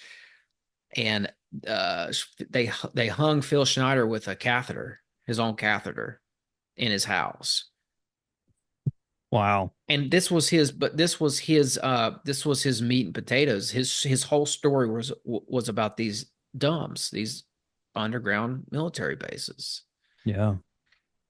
It's extraordinary. I mean, it's amazing how easy they can hide stuff. Prime example is, in the 20s, right here in Tulsa, there was race riots. And I grew up in Oklahoma. I was born in Oklahoma. Um, Not once did I ever hear anything about this in school. It was only after I moved to Tulsa in my very early 20s and started working for a local bookstore. And I was just looking at an old dusty book that was in the storeroom. And it was kind of interesting because I flipped to a certain page and it was a farmhouse with like a whole bunch of ranch hands and the people that own the house, like out on the front porch of this house. And it said it was at 51st and Harvard.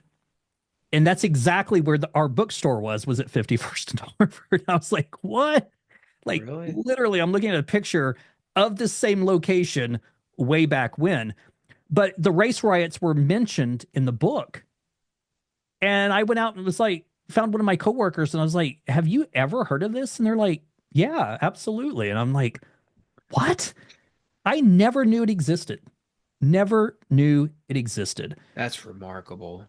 But there are tunnels in downtown Tulsa Yeah. that literally go underneath the buildings. And I can't remember who it was that built them, but it was some very rich person. That the reason he built them is because he was afraid that someone would try to murder him or his wife or his children, or kidnap his children or his wife and try to use them as ransom. So to go from the building that he worked in to the building that he was living in, he had those tunnels built so he could just go underneath the tunnels underneath the street and basically go home. And you can go on tours of those tunnels now. Yeah, is in Oklahoma City. I know they've got tunnels under that city, and they ended up the city decided to open those up for tourists. They put lights in them, Oh wow. so you can just go walk through this maze of tunnels under Oklahoma City. They, but it's in almost every city. Oh yeah. These Oh tunnels are they're in Nashville too. I know how to get into them, but they have them closed off today.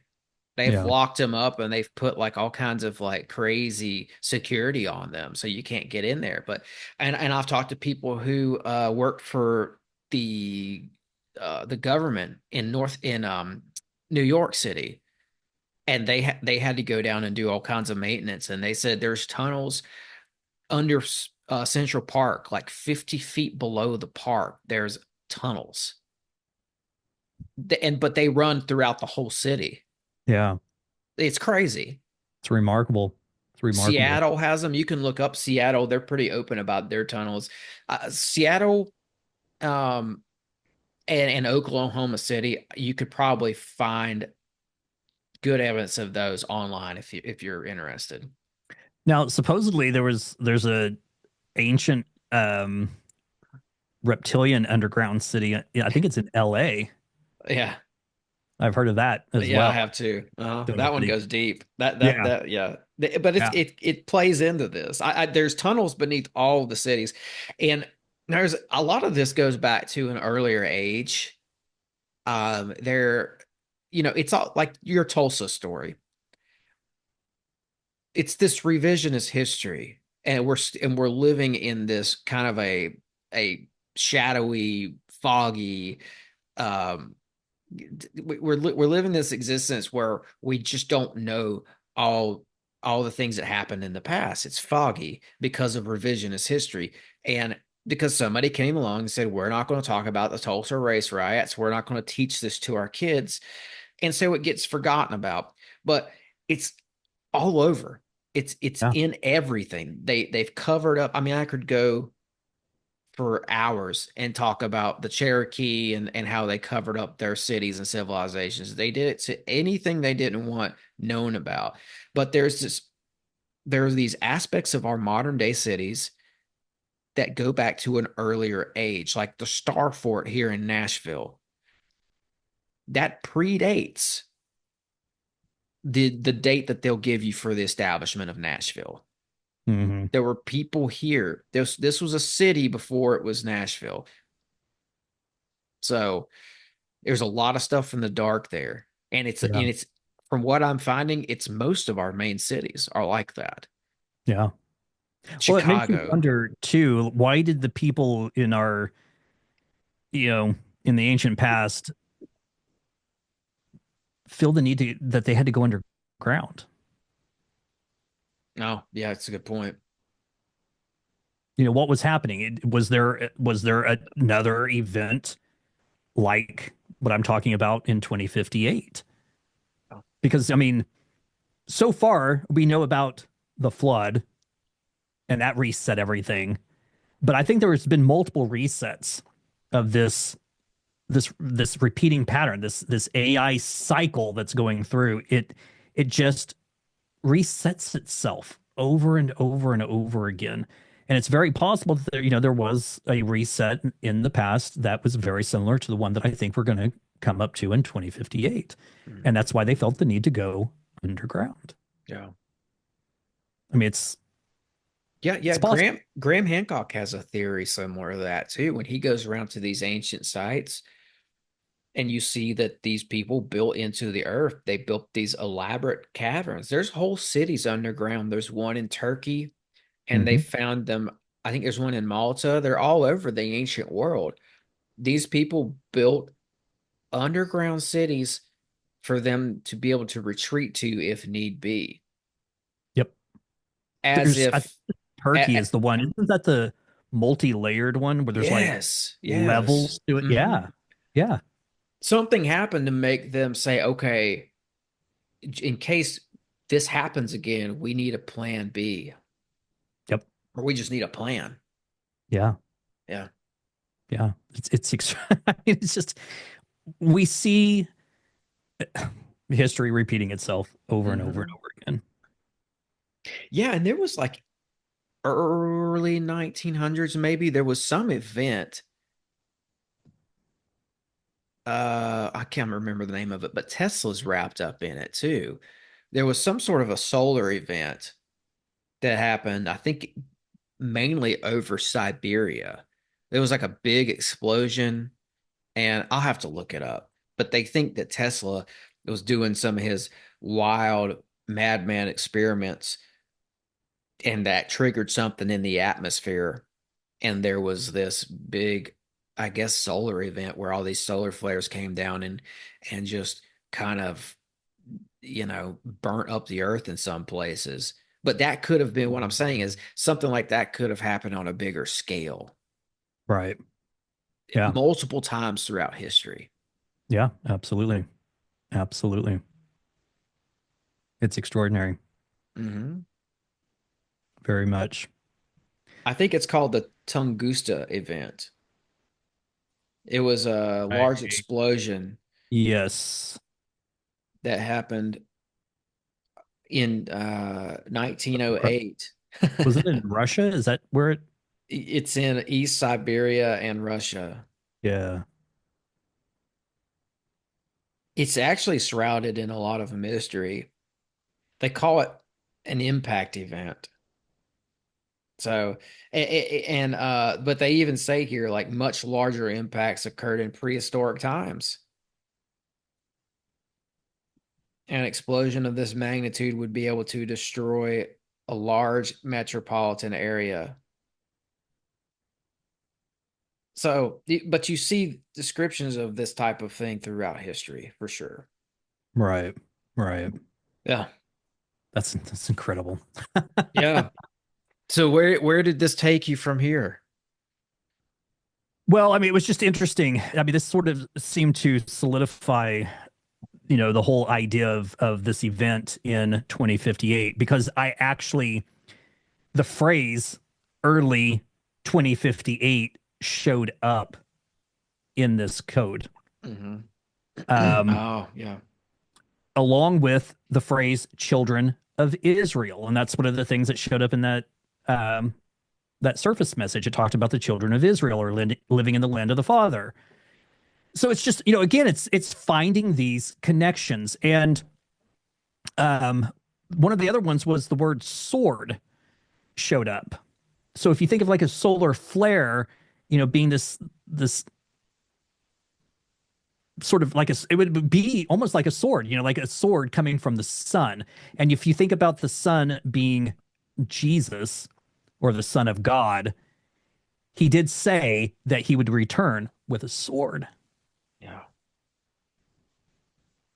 And again, it's just these crazy, crazy connections, these phrases, these words that show up time and time again. And of course, with these Bible codes, they show up not in the surface text, which when I say surface text, I mean like horizontal, I understand that this one right here in green is going horizontal, but there's a difference between it going horizontal and being an actual part of the text in the Bible, but it's a different, thing when it shows up as being the end portion of one word and the beginning portion of the next word. Like you take the last two letters of one word and the first two letters of the next word, and then it forms its own separate word. That's generally what happens a lot too with these Bible codes. Now, one of the most interesting things too, when I started getting into looking for Bible codes and reading the books, which I had read a long time ago, when I worked at that bookstore I was talking about earlier, I found it fascinating. But then, that was, man, I don't know, in my mid-20s, I think, when that came out, which I read them. They were fascinating. But then just, as happens with life, I kind of moved on to other things. But then since this whole 1111 matrix code thing has come to light, all of this has resurfaced. So I decided to look up one of the codes that Michael Drosnin found. And the one that he found talks about DNA in a vehicle. And I kind of played off of his. So I found the exact code that he found, and which was DNA in a vehicle.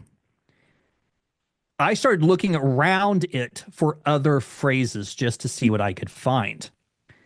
Now, I found obviously DNA in a vehicle, but then I also found in the Father. So we have to ask the question, if DNA was brought here in a vehicle,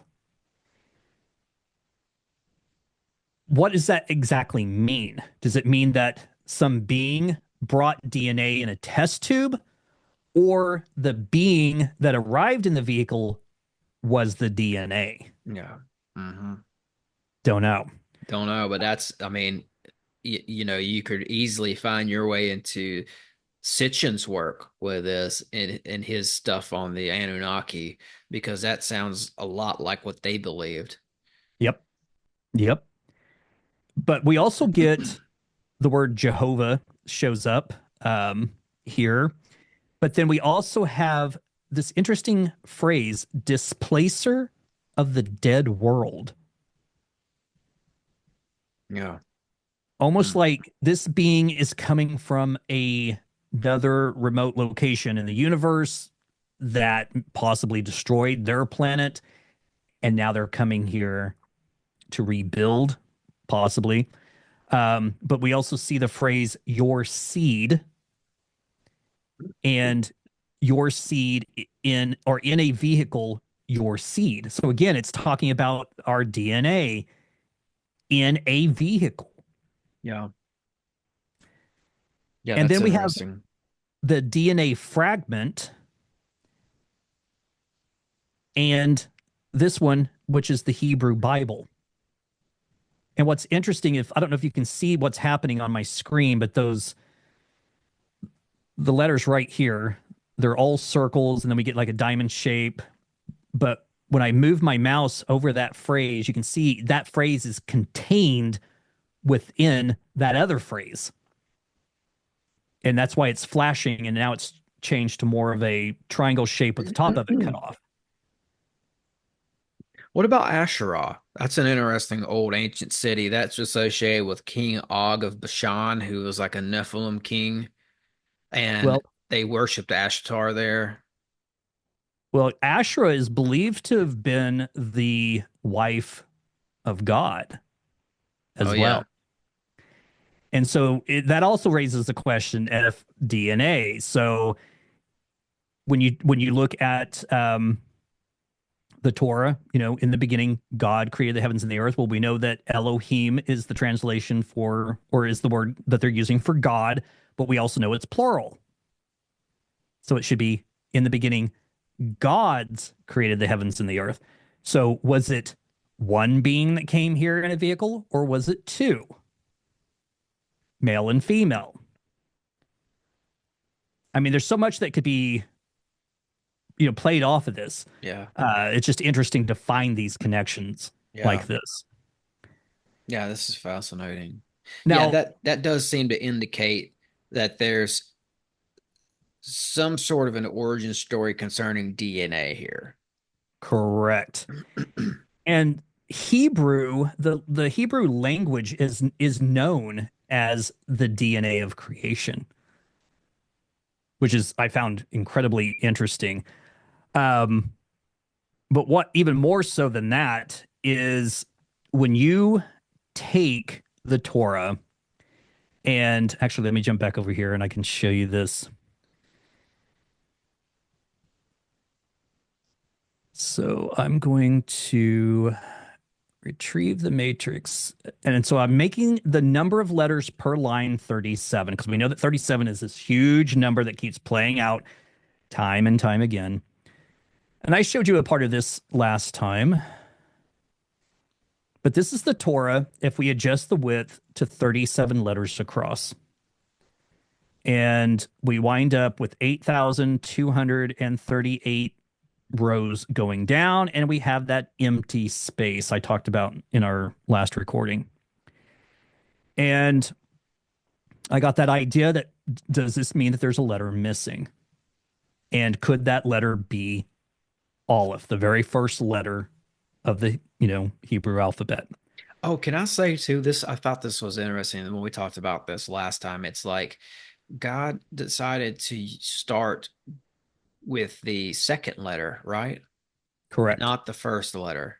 Yeah, it starts with the word Bereshit, which starts with bet, which is B. Yeah, so that that B was the first letter or the beginning of the Bible. Correct. The very first. Yeah, if we jump back over here, Yeah. But he kept that first Allah for, or how do you say it? Aleph. Allah for himself, right? He didn't like, I don't know. I don't know how to explain this, but I just remember that from last time. Yeah, yeah. So it's bet, but if we put Aleph here, then Aleph and bet literally translates to father. Uh, Those two letters. yeah. But what's Is it? interesting when you put the Torah into this structure,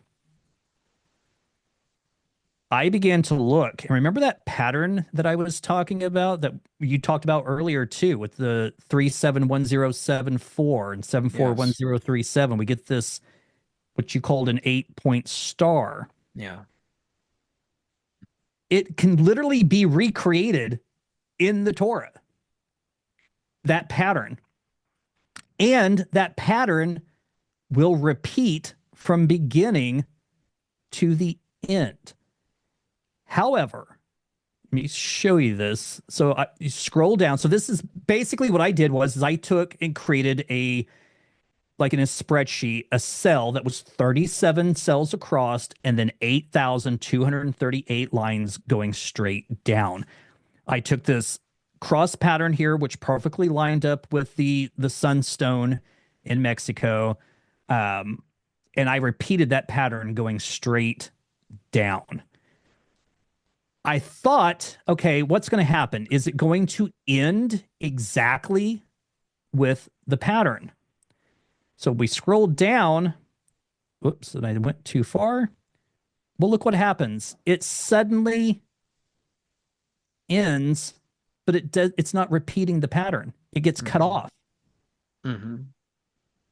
So I was like, okay. It's halfway through, it cuts off.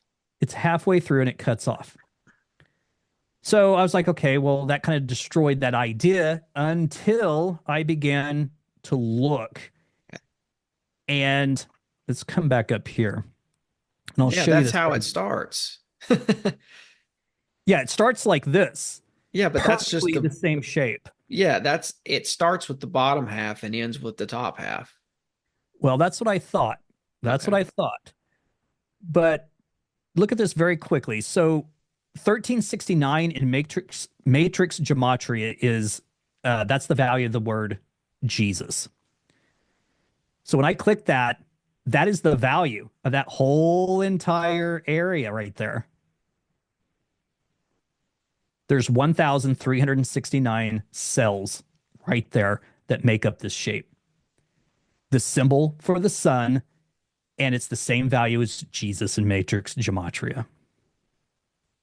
Now, just one side of it is 666, the value for Adam, man, or a person. And the other side, 666, the same thing. 1332 would be the combination of both of those, which is the value for the word truth. And the line going straight down the middle is 37, the value of the name or word Jesus in Hebrew ordinal gematria. Now, the area at the bottom where it got cut off is exactly 1,073 cells. 1,073 is the value for the phrase the Big Bang. The Big Bang. Mm-hmm. So now, technically, if we do what you just said and moved that area to the top, then that pattern will repeat exactly until it reaches the end, and it will stop. You scroll down here exactly as it's supposed to. Now, what are the chances that what does science tell us that started everything? It started with a what? The Big Bang. Right. So what are the chances that that portion that got cut off that we moved to the beginning would be the Big Bang? Okay. Now, I think it's interesting too that the line that holds it all together, this one black line that runs right down the middle that connects all this is Jesus. Yep. Which we talked about this last time. I guess it's possible that Jesus went by a different name, which I think was Yeshua. Joshua. Yep. Okay. And Jesus sort of became his name, but Jesus was this force that binds everything together. Correct. So Now, yeah, Jesus is Jesus because he's the embodiment of this force on earth, right? He's this force put into the anatomy of a man. Correct. It's the energy source that courses through everything. Yes. That makes up every element of the entire universe. That's my theory. That is what Jesus is, and that is what this person that we're now calling Jesus, that's what he was teaching all of us. But but he could have represented it as well. True. I'm just throwing that part in as a, just as a thought experiment. Right. But what is the most unforgivable sin in the Bible? I mean, I think some would say blasphemy. Yes. Okay. It's blasphemy against the Spirit. That is the one that God says is, or I can't remember if it was God or Jesus, but that they said that is the most unforgivable. Any other sin can be forgiven except for this one, blasphemy against the Spirit. Now think about I'd love to see the breakdown of that, by the way, of that word. I'd love to see you do a breakdown of that word blasphemy when you look at the Hebrew and look at all the hidden coded stuff in it. That'd be interesting. But go ahead. Yeah. Well, think about something. So if Jesus, the energy source, is the Spirit, and what is one of the other things that it says that you not to create another false god. Okay. So you've taken a man named Joshua, who is teaching this profound information about this energy source, this thing referenced as Jesus. And now these people have applied that to him. You are essentially blaspheming against the Spirit because you have created a false idol.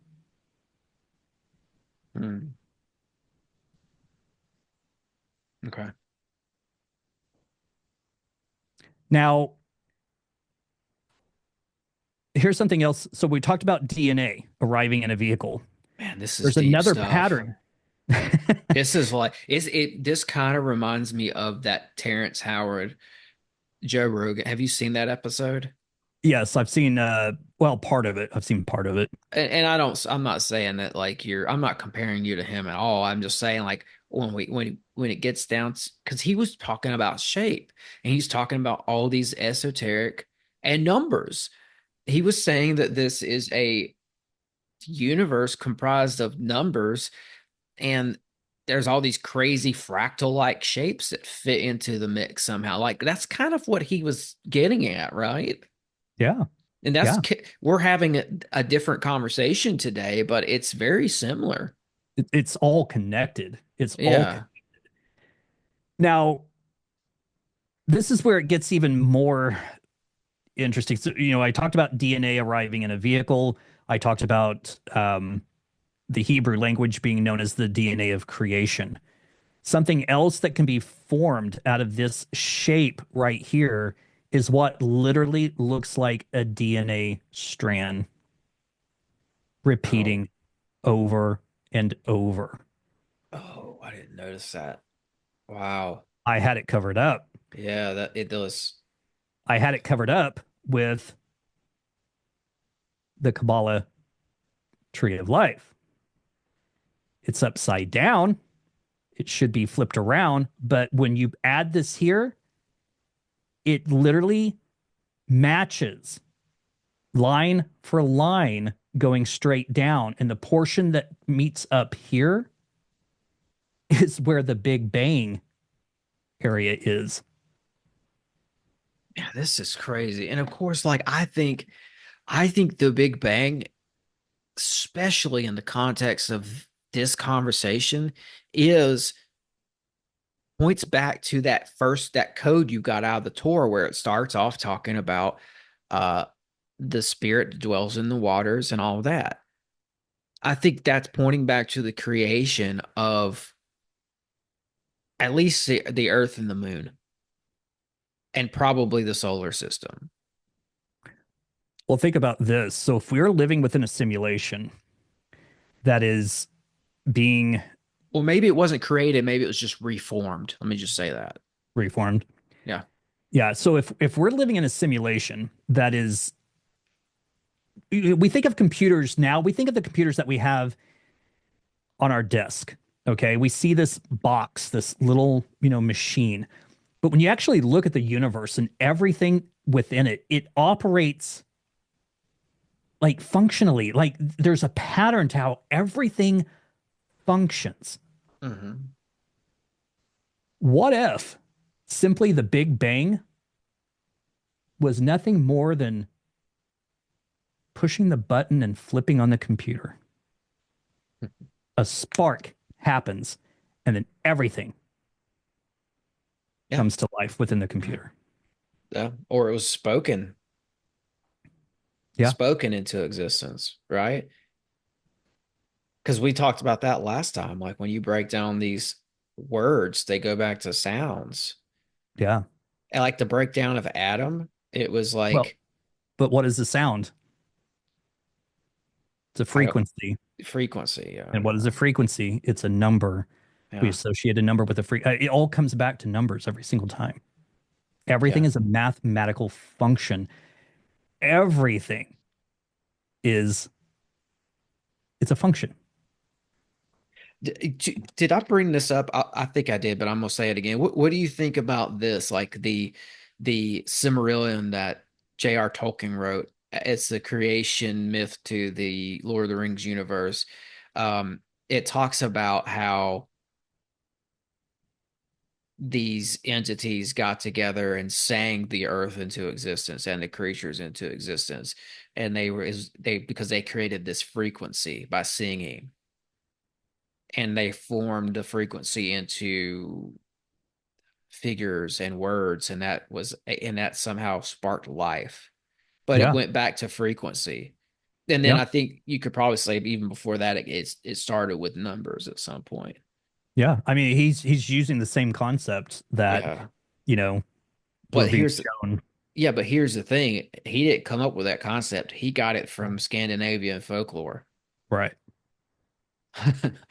Yeah. No, I'm not saying he came up No, with I that. know. I He's just wanted to using yeah, I this just want people to concept. know like that he based that in, in a real mythology. So, Yeah. Yeah. And and I see what you're saying too, absolutely.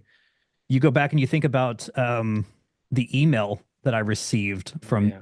some random person named Bob. It says a note from the universe. But then you stop and think about that word note, which was capitalized, as you pointed out. It's an anagram for the word tone, Yeah. which what is a tone? It's a frequency. Yeah. Now, this whole structure of the DNA within the Bible. Now, this wasn't my discovery. This was Greg Braden who came across this.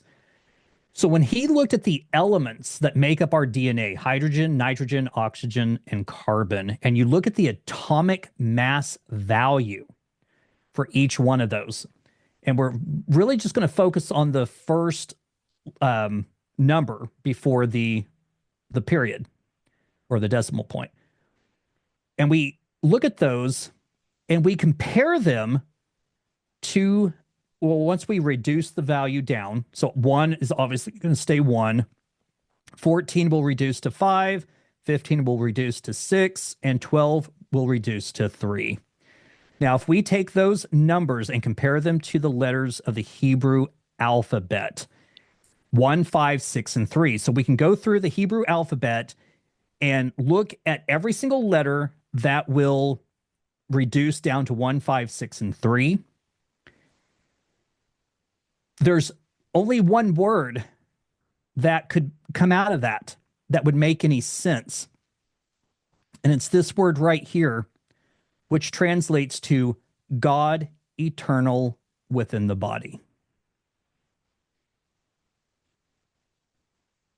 Now, what are the chances that the atomic mass value of the elements that make up our DNA and comparing that number to the Hebrew alphabet, and we get this word that means God eternal within the body? Yeah. Now, not only that, but the number 1563, the gematria value or the phrases that have that same value of 1563, the secret of eternal life revealed.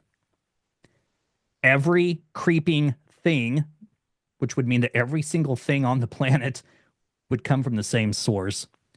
God of the world incarnate and Lord Yahweh, high God. And it goes back to everything is comprised of hydrogen, nitrogen, oxygen, or carbon. Yes. Yeah, it's just fascinating. And to have that message is encoded in our DNA. God eternal within the body. Yeah. So that energy source is within every single one of us. And what is DNA? DNA is a code. Our DNA tells us what, color of hair and eyes we're going to have, et cetera, et cetera, et cetera. It's a code, just like a computer code. Yeah. And when we have children, we're replicating, duplicating that code into a new body, and then that body will do the same thing and the same thing. And again, it's just a fractal. We are fractals creating fractals. It's like the whole entire universe is this fractal creation and everything within it. I mean, it just, again, to me, it shows that we are within a simulation. Hmm. But this is all very spiritual as well. It has a totally syncretic, spiritual, sacred counterpart. All this stuff does. Yep. Yep. So fascinating. Now, it's also interesting that 1369, being the value of Jesus in matrix gematria, also is the value for the phrase a simulation inside the simulation. Yeah. I mean, it's yeah. It's almost like I think this is a coded reality. I do. And it seems like you're tapping into some of the breakdown of that code. Yeah, absolutely. Absolutely. And when we start talking about the concepts that, earlier when I was talking about, and we can look at some of those images if you want to, after this, but when, talking about I.T.C. Mhm. and using, my method of doing it is water. My all my spirit images come from either using water or coffee. Um, and I used coffee just because of the color. It had a better contrast. Water's super clear, so I thought, well, let's try coffee because it's darker. Let's see if something else can show up. So a lot of the stuff came through using just straight up coffee. Um, but when the water's just sitting there in a bowl, it's just sitting there operating Mhm. on one frequency. But when I start moving that bowl and agitating that water around, I'm changing the frequency of it.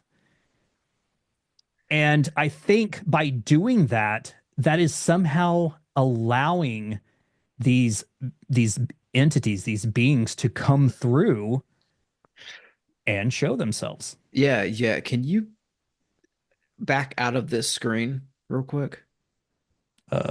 You mean just close it out? Yeah, just go back to unless you're are you done with that presentation, that part? Yeah, yeah, we can Okay, move. yeah, close it out where it's just me and you. Okay. I don't want to close Zoom. That would be No, just. no, no, yeah. I will minimize that. Okay. Okay, so how do we go back to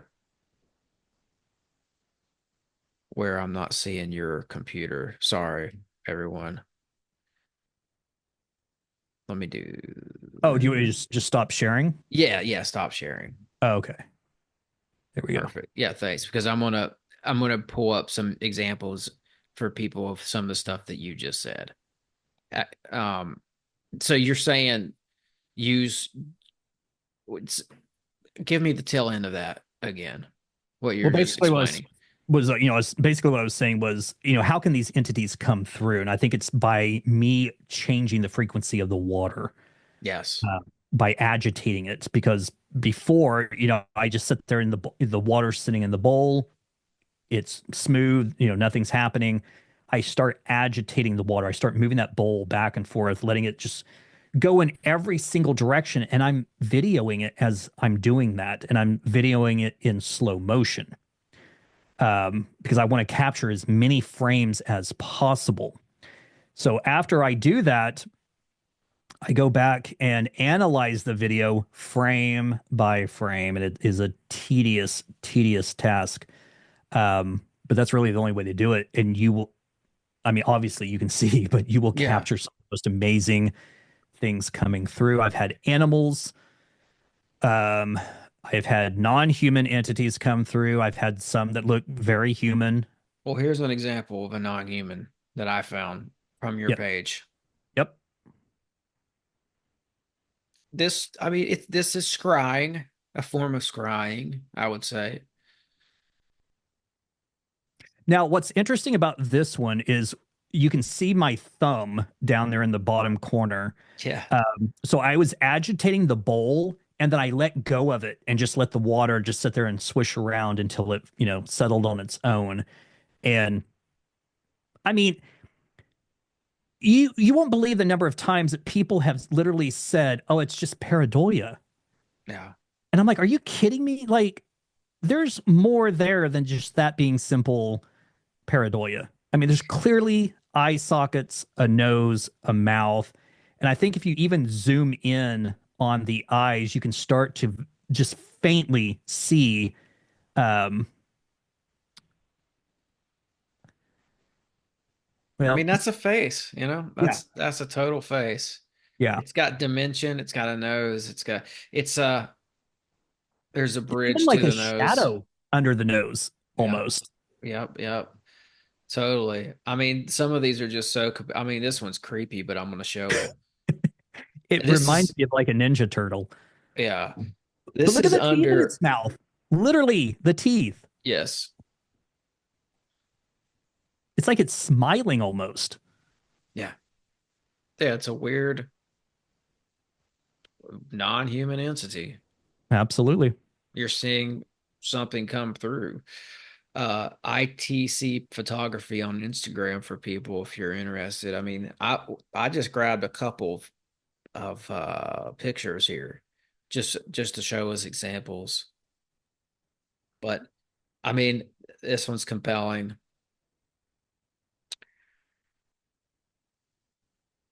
There's, oh yeah, This one's very compelling. This looks just like your typical gray alien.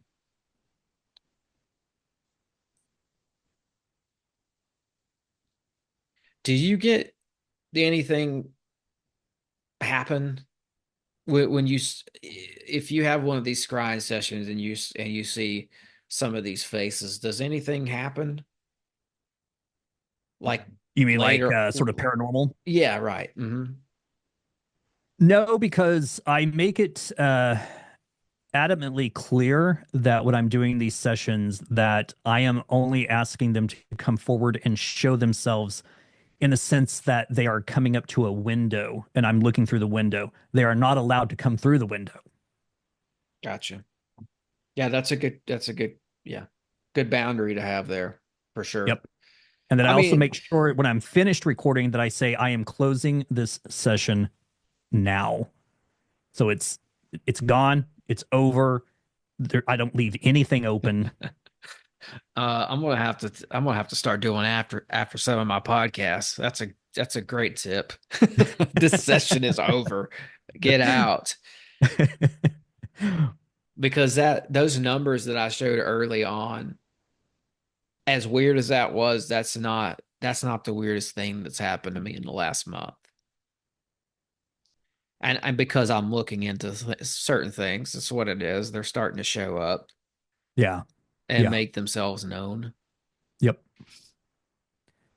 Now there Um, were a couple of I don't know. Do you have my by any chance? Do you have the Instagram opened or? no, these are just some I grabbed, but I can pull it open if you want. I definitely wanted to show this one though. I mean, this looks like an album cover from the '90s,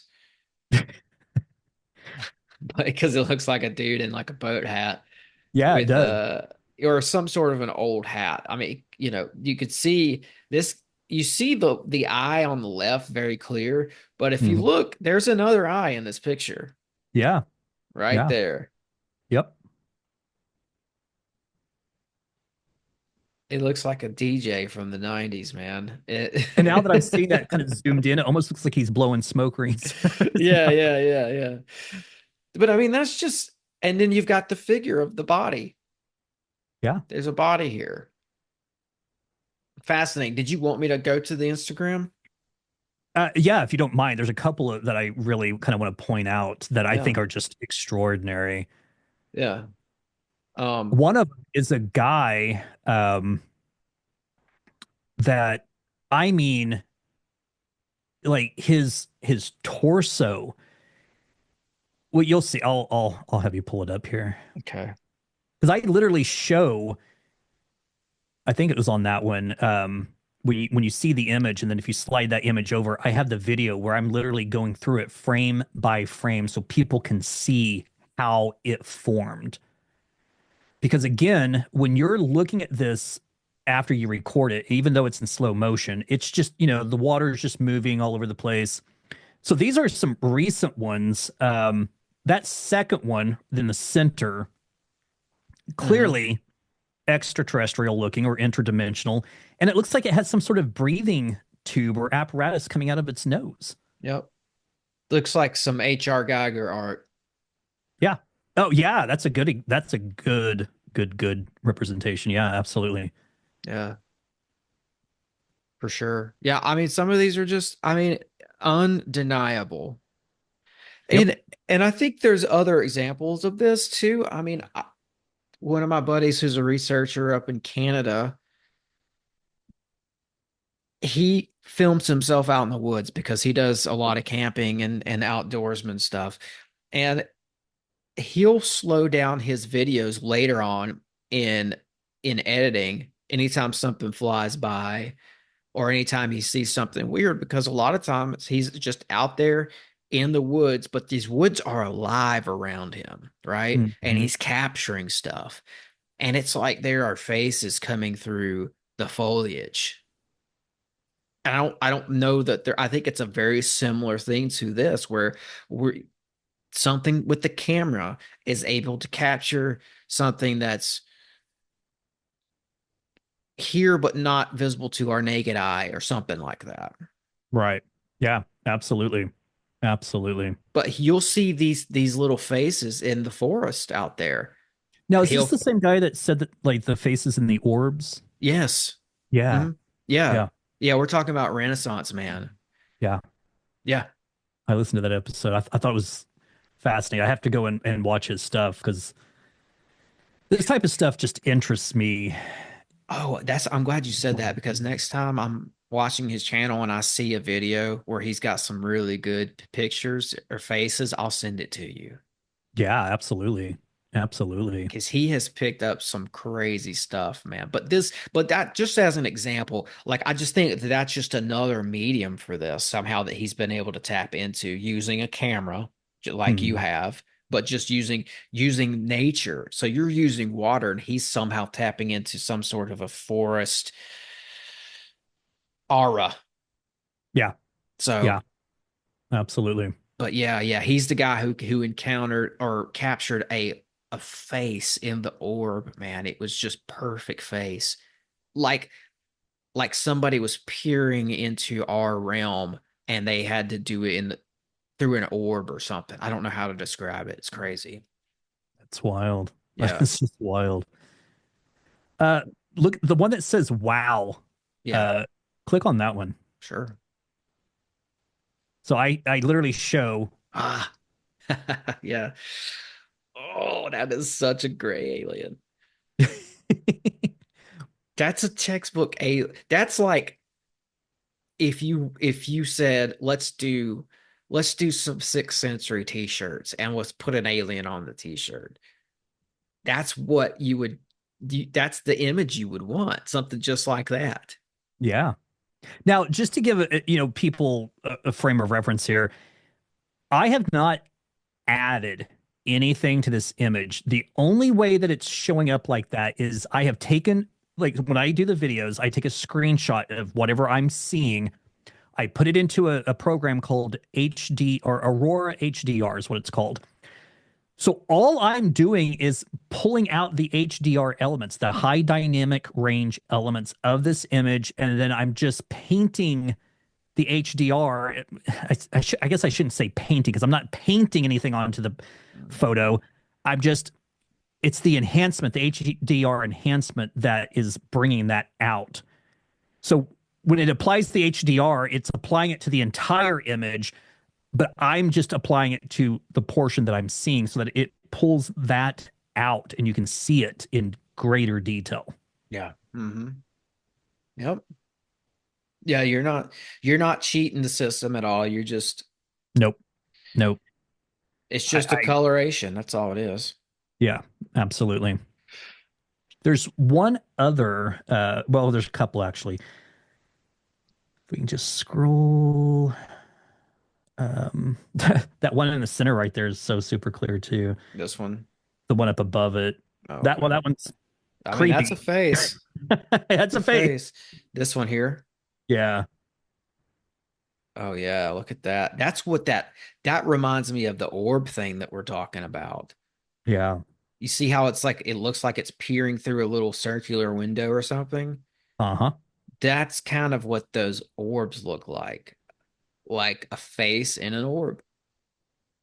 Yeah, Yep. And the crazy. comparison is, on the left, that's without HDR, and then on the right, obviously, is with HDR. So it's pulling out the elements that are actually there in the photo. It's just enhanced them so that you can see them. But there is this one. That one's interesting. There's Oh, this one creeped me out, man.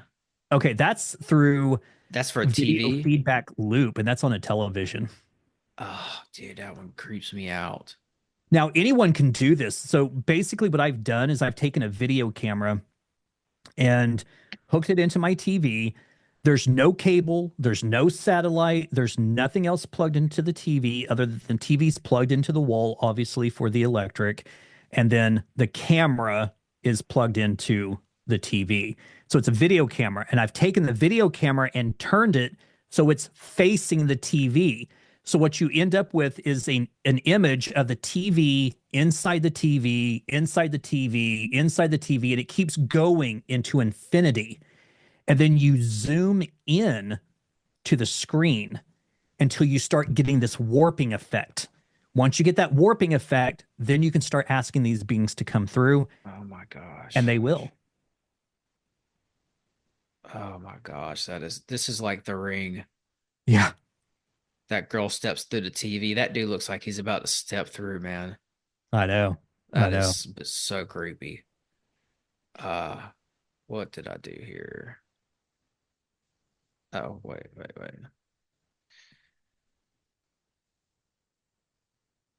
Yeah, I think you. Oh, maybe. Maybe I should go back to this. There we go. Oh, hold on. There we go.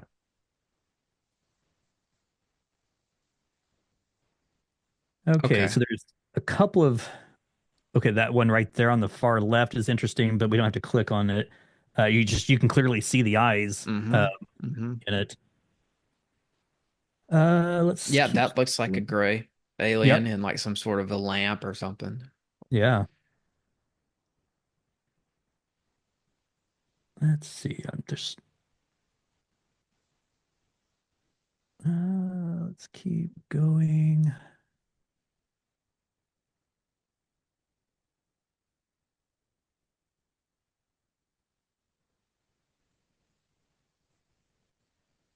Yep. It's the one I'm looking for. It'll be oh, that one's clearly Yeah, that's very uh clear.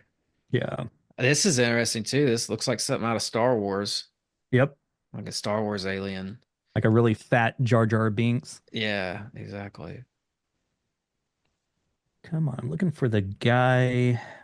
Oh, that one right there. Look at that. I mean, This right here. yep. Mm-hmm. So those black specks that you're seeing are coffee grounds. Okay. But I mean, clearly there's two eyes, nose, mouth. Yep. And it's super clear that I point out too that it's obviously not my reflection in the liquid. Um, because when I'm recording these, I have a camera that is kind of held off to the side, but it's even in front of my face. But I make sure that my face is nowhere near, um, the water, so it's not going to show up in as a reflection. But there is, I keep getting stuck. I keep getting uh pulled out of this, pulled off of your page when I don't know why that is. yeah, oh, Oh, there go we go. back It took me right back. there. That one that's on the far right that says arm being held up. Mm-hmm. This look at you can clearly see this person, like you can see their nipple, you can see their stomach, like they have Mm-hmm. definition. You can see their belly button. You can see their head. It looks like they have their fist up to their face, kind of just like this. Yeah. And I think if you click that button right there, now it'll take a second, but I'm going frame by frame. And right there, that's where it showed up. And then the next Mm-hmm. frame, it's gone. Mm-hmm.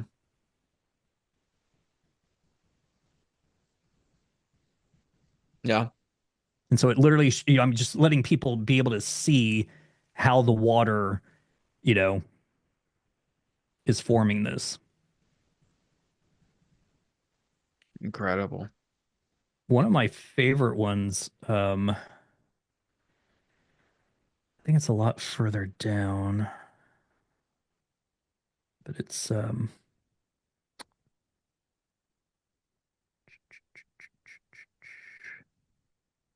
where are you?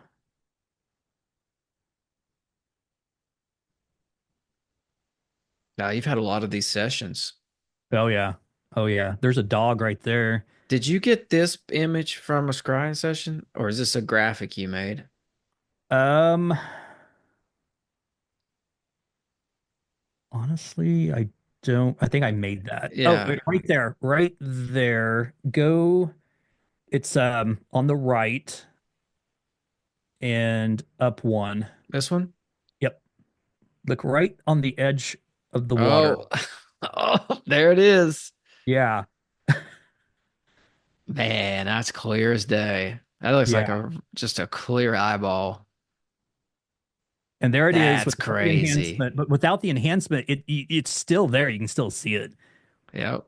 Now, if you look at the water, it's not super clear. Now, when I was doing these sessions, I used something called spirit oil, and I got it from this place called Art of the Root. Mm-hmm. And it's like supposedly some kind of spirit conjuring oil that they use in voodoo and all this stuff. So me being the tester, it feels like of all things, I thought, you know what, I'm going to buy some of that, put a couple of drops in the water, and see if that enhances them coming through. And boy, oh boy, did he come through very clear. Yep. Just peeking from the shadows almost. Yep. Yeah, this is compelling stuff. We're up on that.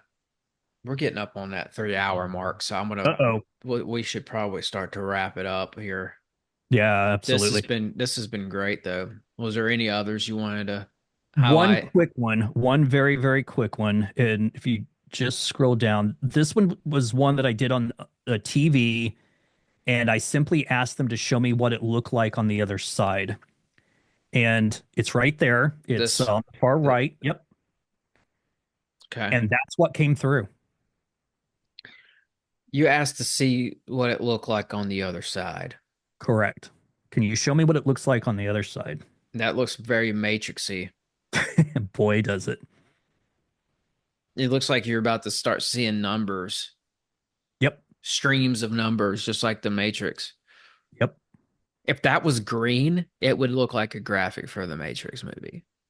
Now, keep in mind when I'm doing the video feedback loop, it just looks like a bunch of swirling, chaotic, smoke or something. And it just instantly became clear. And it was this like tubing structure. I mean, I have no idea what that is. This comment right here. This is the Matrix. Yep. Yeah, pretty much. Yeah. Pretty Yeah. much. Yeah. So last thing I'll say really quickly, and this is something I brought up to you when we first started talking, but before we were recording. Um, so I told you that I had this incident today when we went and saw the movie Wicked. Uh-huh. And so keep in mind that today's the 29th, and 2 and 9 is 11, obviously. So I ordered our tickets online, and so we got there, picked them up, and I don't know if you can see this or not. Yeah, I see it. 1111. Yes, that was the theater number, and I ordered two tickets. So imagine my surprise when I scanned our little barcode and the tickets printed off, and I picked it up and I saw 1111. I was like, Crazy. what? Crazy. Here, I'll show you this real quick. This is something somebody sent me. A picture that somebody sent me. They got this off of a backyard trail cam. Whoa. No way. Yeah, it looks like a Native American kid. Absolutely. A Check. 1000%. Look at this. This is what it. This was the frame before that. You can see it start to come through. You see how it looks like there's a rift right there, like a line Yeah. that, and it looks like this thing kind of steps through that rift or Wow. something like that. Yeah, That's incredible. yeah. Total. Totally, No they taking. captured something. Absolutely, they did. Yeah. I just Wow, wanted to show that because this is an example that, this it's another that was in somebody's backyard, that's incredible. That's incredible. Yeah. Yeah, Remind me absolutely. to send you two images of a shadow of a tree. Okay. Cool. Cool. Yeah, well, this was great as always. This whole thing, I don't even know where to begin to wrap up some of the concepts we've discussed today. Scaffolding. Scaffolding of the universe is the phrase that comes to mind. There's something that I think that this is real. I think I think we do really exist. And I do think I'm very careful about using that word simulation because I think some people use that to mean that this is some sort of a computer game type of a thing, which if that's what people think, that's fine. If that's, I don't know that it's just that. I think there is a reality to it, Yeah. but it's hard to explain. It's hard to capture. A lot of times when I'm doing a show with you, I'll get a glimpse of a thought,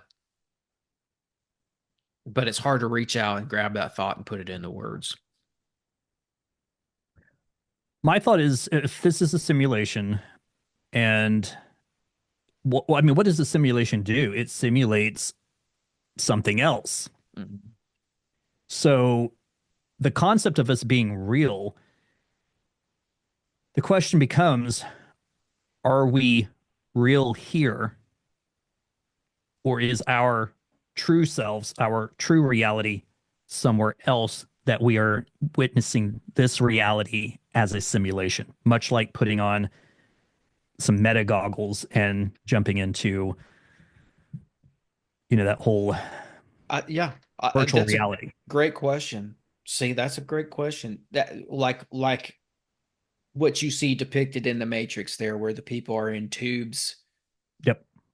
but and it's almost like they're dreaming up reality, Yeah. where in reality, it's And hard to it even may use very that word reality right now. But when they're actually in a state of being hooked up to whatever in a right. tube somewhere on some black planet with totalitarian overlords or whatever, robotic, who knows what's going on that planet, right? But they're in a tube and they're dreaming up reality essentially. Yeah. It makes you wonder if when we die, is that the moment that we step out of this virtual reality back into the true reality? I mean, it's so weird to use that, Mhm. but who knows? Who Yeah, knows? who knows? I mean, yeah, we could open up a whole other Pandora's box here to end this episode too with that. I mean, because I think we are spirit, and I think our spirit is trapped within this body for now, Yeah. for the duration of our lifetime, in the terms that we know lifetime to meaning birth to death. Yeah. But just the keys to the universe 369. That's one that I'm gonna be thinking about for a long time after this episode. Yeah. And even those numbers that I'm seeing generated through my podcast, which is the duration of my last three podcasts, and those numbers lining up. And you said that we didn't you get a 369 out of that when we broke it down earlier? Yeah. Yeah. Yeah. Well, think about, the numbers too. Think of any number one to, some large number that you can't even begin to comprehend. Um, but you begin to reduce every single one of those numbers down, and it will turn into a repeating pattern of 1 through 9. It happens the moment that you hit the number 10 and then 11. and 12, because as soon as you hit the number 10, it reduces to 1. 11 reduces to 2. 12 reduces to 3, and so on. So you're always getting 1 through 9, 1 through 9, 1 through 9, 1 through 9. Even though we're tacking on additional letters, but when you start reducing them down, it goes back into that sequence, and it's a simple 1 through 9. Yeah, I mean, I wonder if that was a message that was meant to be given to you today as well. That also crossed my mind, because I didn't notice those numbers until today when I have this podcast scheduled with you. And it's it caught my attention. It was such a bizarre thing to happen. Of course, I'm going to mention it on this podcast. So I do wonder if that was some sort of a message. I'm not trying to read into it too much, but that's more than just a coincidence getting those numbers like that. Oh, I agree. I agree 1,000%. And it may be a twofold type situation where not only is it a message to me, but it's a message to me to give a message back to you about pay attention to the numbers and look at them from every direction. Because you never would have thought to add them up the way that I told you to add them up, and you got 96. Yeah, probably not. I was going to mess with it later, but I was just like, I'm just going to leave it alone for right now, and I'm just going to bring it up on the podcast. Yeah. I might send you that number again just to see just so you'll have it in a message, and in case it comes up sometime for you and you're like, oh, what was that number? 15342. I think so. Yeah. I think that's what it was. It was 153 42. Yeah. That's it. All right. Well, we'll leave it at that today. Great episode as always. Thanks again for coming on. I mean,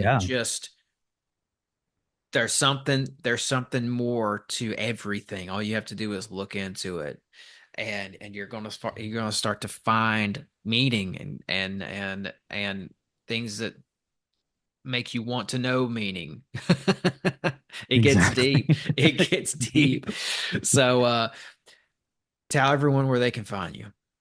Okay, so on YouTube, if they just type in the 1111 matrix code, my channel will come right up. On Instagram, they can go to I.T.C_photography, and they can see my I.T.C images and videos there. And I also have the 1111_matrix_code. I don't post on there very much, but you can still contact me through there. But generally, YouTube is where I post everything. And check out his YouTube. He's got a great YouTube. Thank you. Yes. And as always, break the mold, conquer the realm. Thanks for listening.